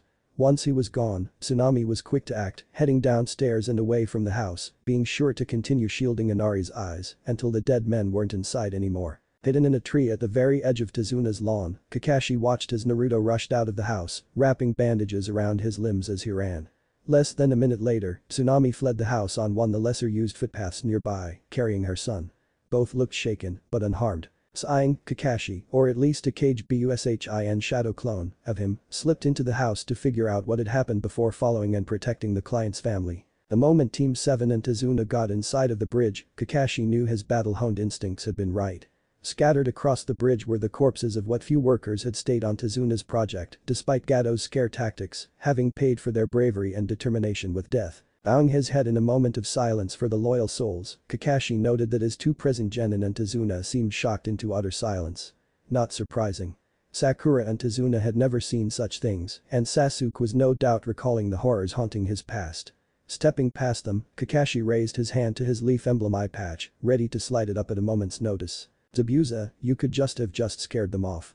A deep chuckle echoed over the oceanfront as Zabuza and his subordinate stepped out the mist that was thickening around the area. Baby. The devil of the mist agreed, smirking behind his bandages. But I was bored, and my contract with that worm Gato includes the stalling of the construction of this bridge. Happy coincidence, right, monster? Sakura whispered, terrified. Zabuza-sama. The masked ninja spoke, their soft voice carried to Team 7 only by the acoustics of the area. The blonde one is missing, and the pink and dark-haired ones are shaking. Sasuke snarled. I'm not shaking in fear, but excitement. Zabuza let out a rough laugh as the masked ninja tilted their head slightly. I didn't mention anything about fear, ninja-san. Only Kakashi's voice kept a furious Sasuke from hurling kunai at the implied insult. Oh, Naruto. He's just taking care of other business, as am I. Everyone looked at the jounin, surprised at the comment, but he merely smiled mysteriously and gestured to Tazuna. Sakura, guard our client. Sasuke, take care of Zabuza's assistant please. Zabuza chuckled again, looking at his living tool. Can you handle him, Haku? The now named masked ninja nodded lightly. Of course, Zabuza-sama. Do not worry about him. Zabuza grinned, making a single practice gesture. Let me set the stage then. A moment later, a half-dozen water clones formed from the mist and attacked. Sasuke met the charge, his right arm moving in a blur, having drawn a single kunai. Sliding between the water clones with his newly improved speed, Sasuke smirked as the water clones now behind him splashed back into water. Uo. Zabuza crooned in mock admiration. A quick series of precise tiny little cuts to dispel my clones. The little brat is pretty quick. You think you can still handle him, Haku? The masked ninja merely nodded and then moved. Sasuke was surprised by the rapid rush, but still easily blocked the attack, a handful of senbon needles. Pushing against Haku for superiority, Sasuke maintained his smirk. If that is as fast as you can go, then you are going to lose here. Haku giggled, shocking Team 7 with the carefree air to it. Even if it was Ninja-san, it doesn't matter for two reasons. Zabuza-sama has kindly provided me with plenty of water and you cannot form seals one-handed. The giggling ninja raised their free hand, rapidly flipping through seals. A weakness I do not share. One-handed seals. Kakashi whispered, shocked. Sasuke, get out of there. The Uchiha Genin grimaced, seeing scores of needles made from ice forming on the ground and floating up to surround him in a heartbeat. Sensatsu Suishou death by 1,000 flying water needles. Seeing the needles launching at him, Sasuke knew he had one chance at this.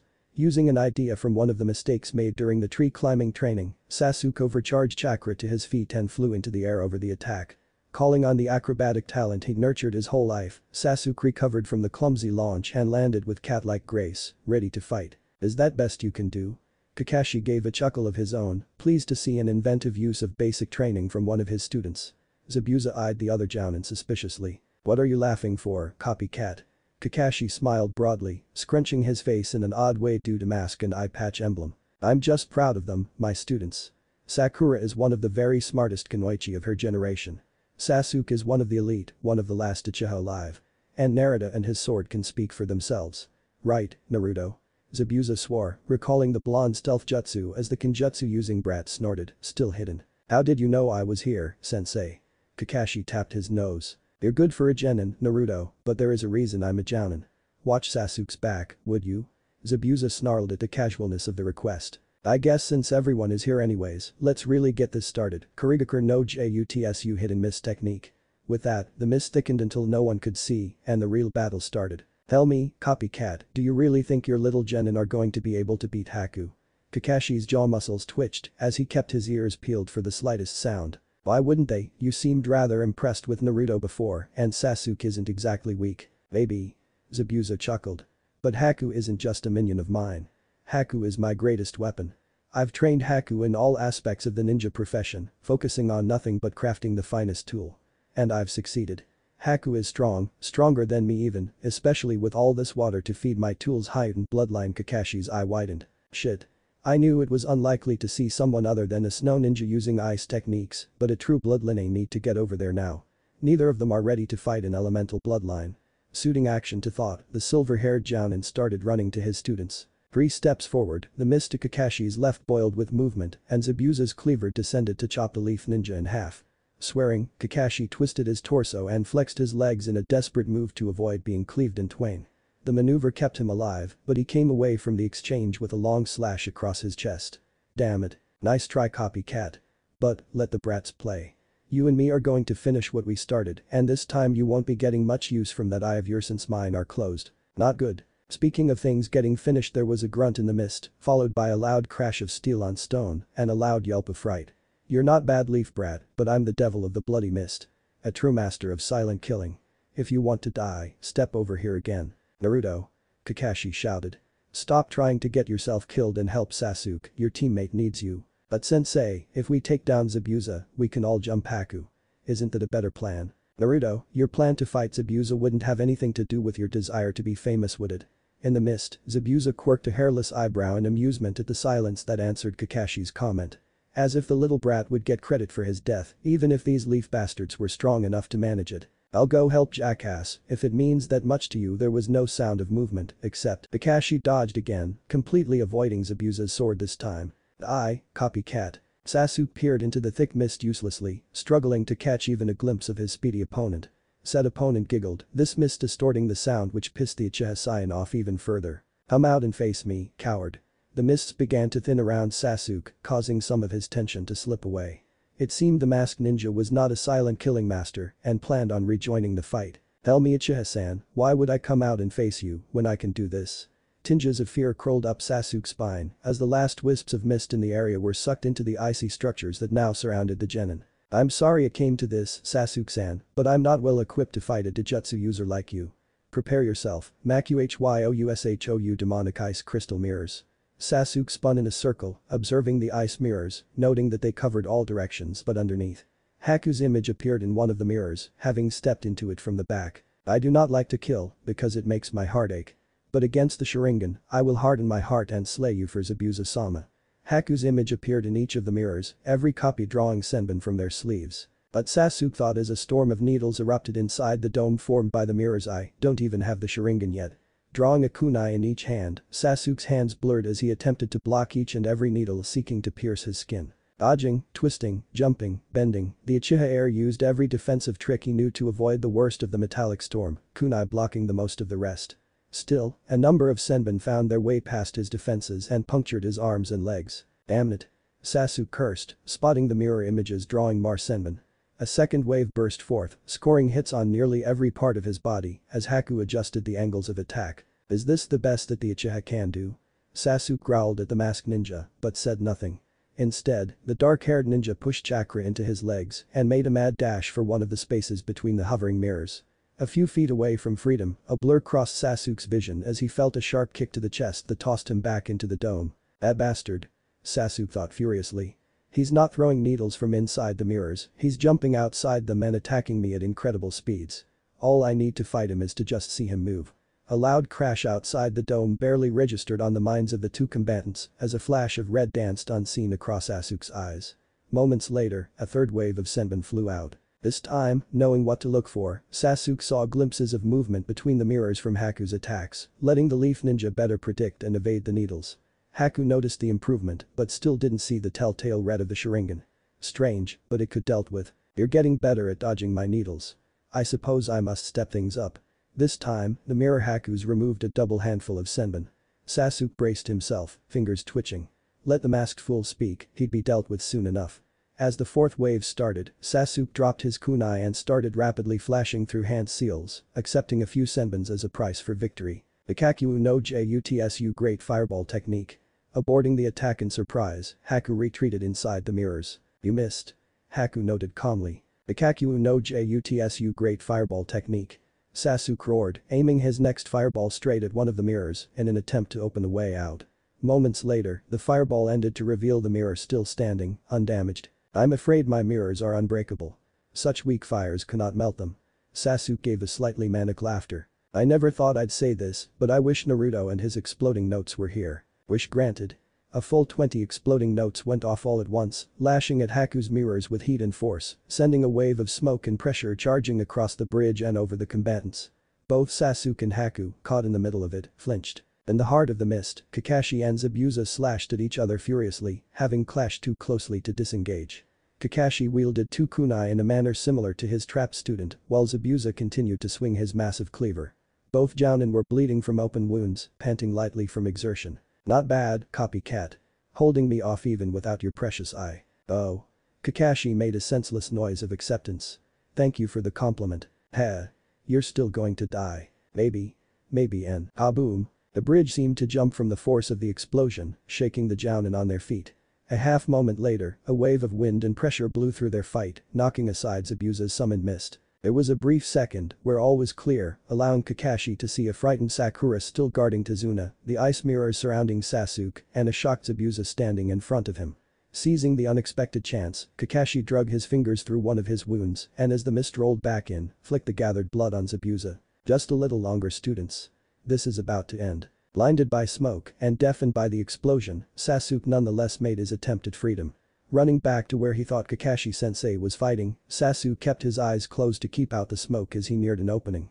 While not a master of silent killing, Haku had been trained by one. Sasuke was about to pass between two mirrors when a handful of senbon flew across the dome and buried themselves in Sasuke's knees, dropping him instantly. "Sasuke!" Naruto shouted, having seen the painful attack. Haku jumped mirrors, appearing by Sasuke and then launching a kick that knocked the Uchiha back into the center of the dome once again. "Tell me, boys, what part of my mirrors are unbreakable did you not understand?" Naruto swore, quietly. Between the mist, which he wasn't used to working with yet, Haku's mask, and all the jumping in and out of mirrors, the blonde had been unable to successfully weave an illusion around the enemy ninja. And now, Sasuke was disabled.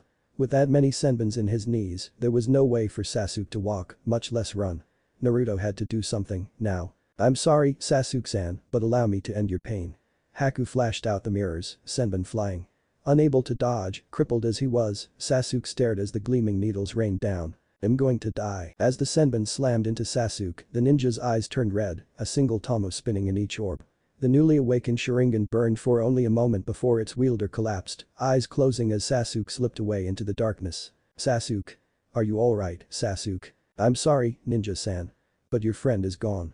"Is this the first time you've seen a friend die?" A form in the mist rippled, nearly becoming visible. "He's dead." Haku nodded. "Yes. I'm afraid so." Naruto felt himself start to shake as Haku began speaking of the pain of being a ninja, the suffering of life, the loss of one's heart, and the service of a ninja, as nothing more than a tool.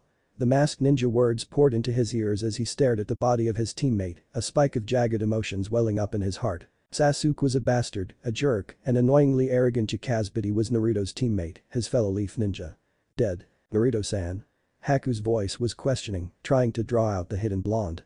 The Hyutin user was beginning to run out of chakra and needed to find Naruto to end this quickly. "I'm going to hurt you. Naruto-san." Haku's only answer was an enormous column of bloody red chakra erupting from right next to one of the mirrors. At the edge of the bridge, Tazuna and Sakura trembled as the bloodlust in the air increased many times over, weighing down of the two until all it was they could to do to breathe and stand. "What the hell is that?" Zabuza muttered, shocked by the rampaging killing intent and the swelling tainted chakra radiating from the other fight on the bridge. "Not good, so not good. Did Black Mirage crack the seal?" "No, the sword wants to be wielded and number 200-foot Demon Fox would. Naruto must be in true danger and leaking demonic chakra like any Jinchuriki. I'll have to end it now. Sorry Zabuza, but I've got to take of a few things, so we'll have to wrap this up now." "Oh." Zabuza laughed, looking down on his numerous but minor wounds. "And just how do you plan on doing that?" "Like this." In a practiced movement, Kakashi snatched a scroll from his vest and smeared blood from his wounds down its length once he opened it. Snapping it closed again, Kakashi clenched it in meat of hands between his thumbs and index fingers, forming hand signs. Sugano Jutsu tracking fang technique. When the technique produced a poof of smoke and nothing else, Zabuza laughed. "So much for finishing this, Kakashi." "Zabuza, your left pant leg, above the knee in front." Confused, Zabuza risked opening one eye to glance down at his leg, barely visible through the mist. Where Kakashi had described was a bloodstain. "I failed to see what difference a blood spatter means." "Ah, but it's not your blood. It's mine." Zabuza turned it over in his head until he heard a deep rumbling from under the stone at his feet. "Fuck." Howling and barking, a pack of dog nin burst from the bridge and attacked Zabuza, their teeth clamping down like bear traps as their weight and chakra pinned him to the ground, rendering him immobile. Roaring in rage, Zabuza struggled to move anything, but couldn't even lift his own arms. "Zabuza." Kakashi's voice called out as a loud and frenzied chirping filled the air. "You keep calling me a copycat, so let me show you a jutsu that I developed myself years ago. It's CALLEDRAIKIRI lightning, edge." As the bonfire of red chakra built itself higher, Naruto became visible, the violent energy disrupting his technique. Seeing an opportunity, Haku drew a pair of senbon and threw. A good 2 feet from the blonde, the metal needles were deflected by a veritable wall of chakra. The attack did serve a purpose though, it called Naruto's attention right to the masked nin. Silently, Naruto pointed his sword at Haku's mirrors. The Hyuden user flinched as the red chakra rushed toward the blade, filtering through the diamond on the pommel and pouring up the edge, now a cheery sky blue. It soon be foxfire. A hissing column of the blue energy blasted at the mirrors as more red energy poured out to replace the filtered chakra. Haku, meanwhile stood ground, trusting in the ice mirror's indestructibility. It proved to be a mistake. Foxfire was as much a spiritual technique as it was physical, something the mirrors had no resistance to. For the first time ever, Haku's mirrors burned. Screaming, their creator leapt from the ice mirrors as they melted away. Forming more ice failed to completely extinguish the fiery technique, and Haku was forced to drop and roll on the ground to finish the job. Distracted, Haku failed to notice the blaze of chakra approaching until Naruto kicked the mask off Haku's face, not incidentally stunning the Hyuden user. I thought it was you, but I couldn't be sure. You seemed so nice when we talked, and that speech you gave about how your heart hurt to take another's life they all eyes to trick us. No. Haku gasped, the burned ninja rolling over to relieve the pain of the burns on the front of their body. It truly does make my heart hurt, but as I said, I am Zabuza-sama's tool. A broken tool now. Haku's eyes closed. Please, just finish it. Naruto paused, noting the bandages on Haku's chest through the ninja's mostly burnt away kimono. I would, but you killed my teammate. I'm not going to let you off that easily. Naruto knelt next to Haku, the demonic chakra surrounding him dimming, but not disappearing. This is my sword, Black Mirage. I'd do this myself, but he is a lot crueler than me. The last thing Haku heard as Naruto pressed the odd-looking sword into her hand was an entire flock of birds chirping angrily. No. Zabuza roared, still struggling to move. I won't die this way. I still have to kill that bastard Mizukage. Damn you Kakashi. The Rikiri in Kakashi's hand surged as the silver-haired Jounin charged the immobilized devil. Schlurk. Sorry bloody devil. Kakashi whispered in the dying man's ear, his fist embedded in Zabuza's heart. But you are too dangerous to let live. The devil of the bloody mist didn't respond, he merely slumped in the gripes of Kakashi's dog pack, the life already faded from his eyes. Calmly, Kakashi removed his hand and dismissed his pack with a quiet thanks. With Zabuza's death, the mist began to clear, the midday sun rapidly burning away the unnatural weather. Closer than Tazuna and Sakura, Kakashi was the first to see the scene where Haku, Sasuke, and Naruto fought. The Jounin sighed sadly, seeing one of his students lying motionless on the ground. Naruto, who was still covered in flickering wisps of demonic chakra, crouched over Haku, who looked to have been lashed with fire. The blonde didn't see his teacher or even look up until Sakura let everyone know the fog had cleared enough for her to see the remains of the fight. Sasuke-kun. Sakura shrieked in grief, abandoning Tazuna to rush to her love's side. The bridge builder didn't protest, having already seen Zabuza's corpse. Instead, he walked up to Kakashi and joined in watching Sakura weep over Sasuke's body. I'm so sorry Sakura. Naruto told the Kunoichi.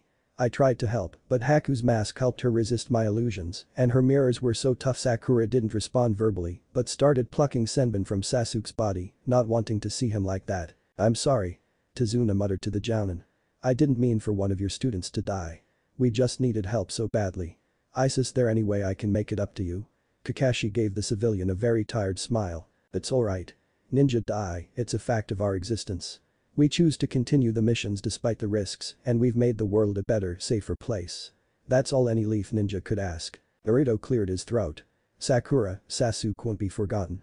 I'll make sure he's remembered, even if I have to order them to when I become Hokage. Sakura gave the blonde a wan smile, touched he would make such a kind offer when there had been problems between them lately. As if you'll become Hokage, stupid. Sasuke. Sakura shouted, hugging her crush. You're alive.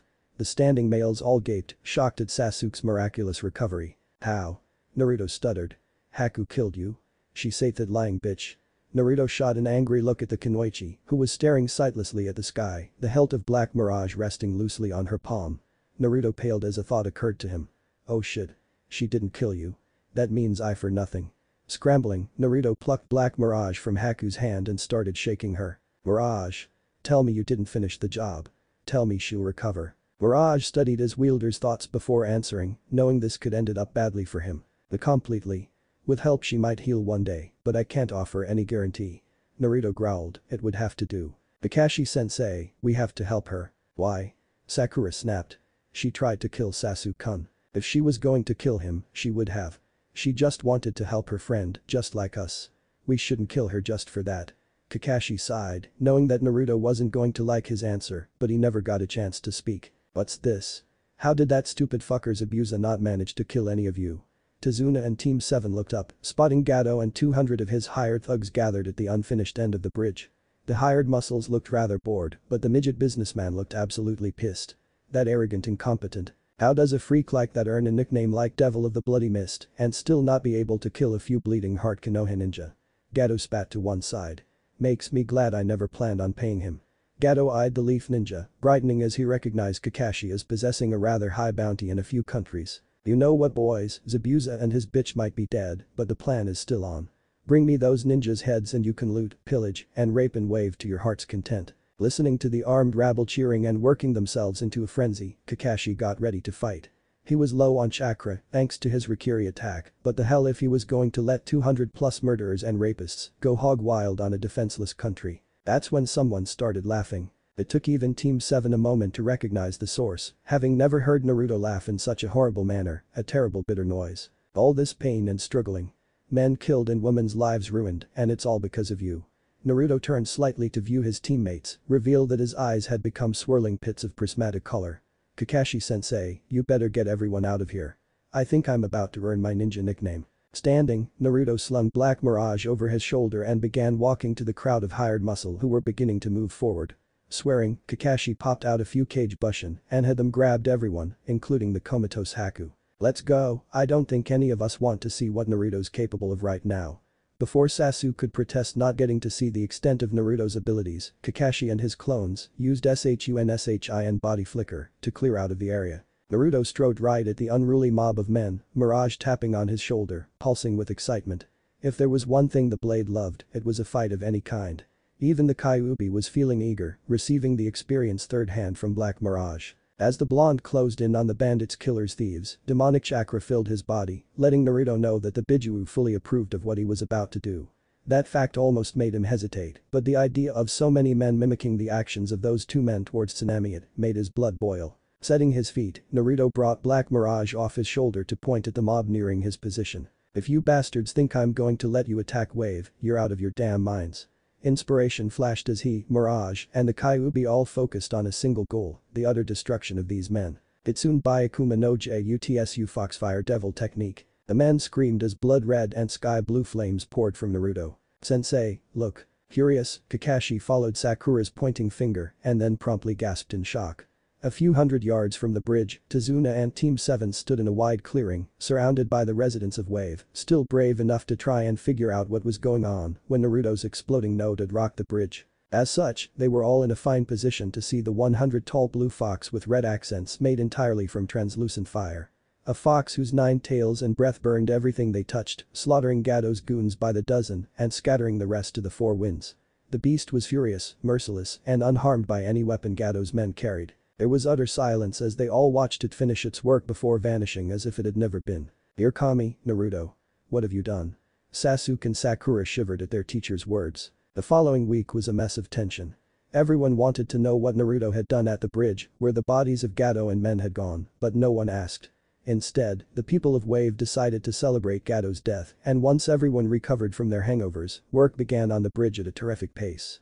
There was one thing about the situation that put off the residents of Wave. The day the bridge was completed, cerulean flames sprouted from the tops of the bridge's 4 corners and began to burn harmlessly, giving off a soothing light.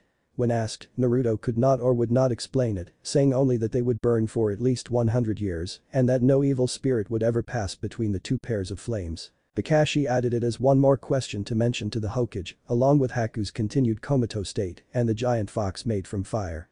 The day after the bridge's completion, Team 7 said their goodbyes and set off towards on the new structure. As the ninja faded in the distance, one figure carrying another, Tazuna spoke up. What do you all think of this name, the Naruto Foxfire Bridge? The entire crowd murmured their approval. What if Naruto has kiba blade in chunin exams naruhina? Thanks for watching my video till the end. If you enjoy this content, then do consider subscribing to my channel and leave a like if you guys need the next part, comment down, and thanks for watching the video and see you guys in the next video.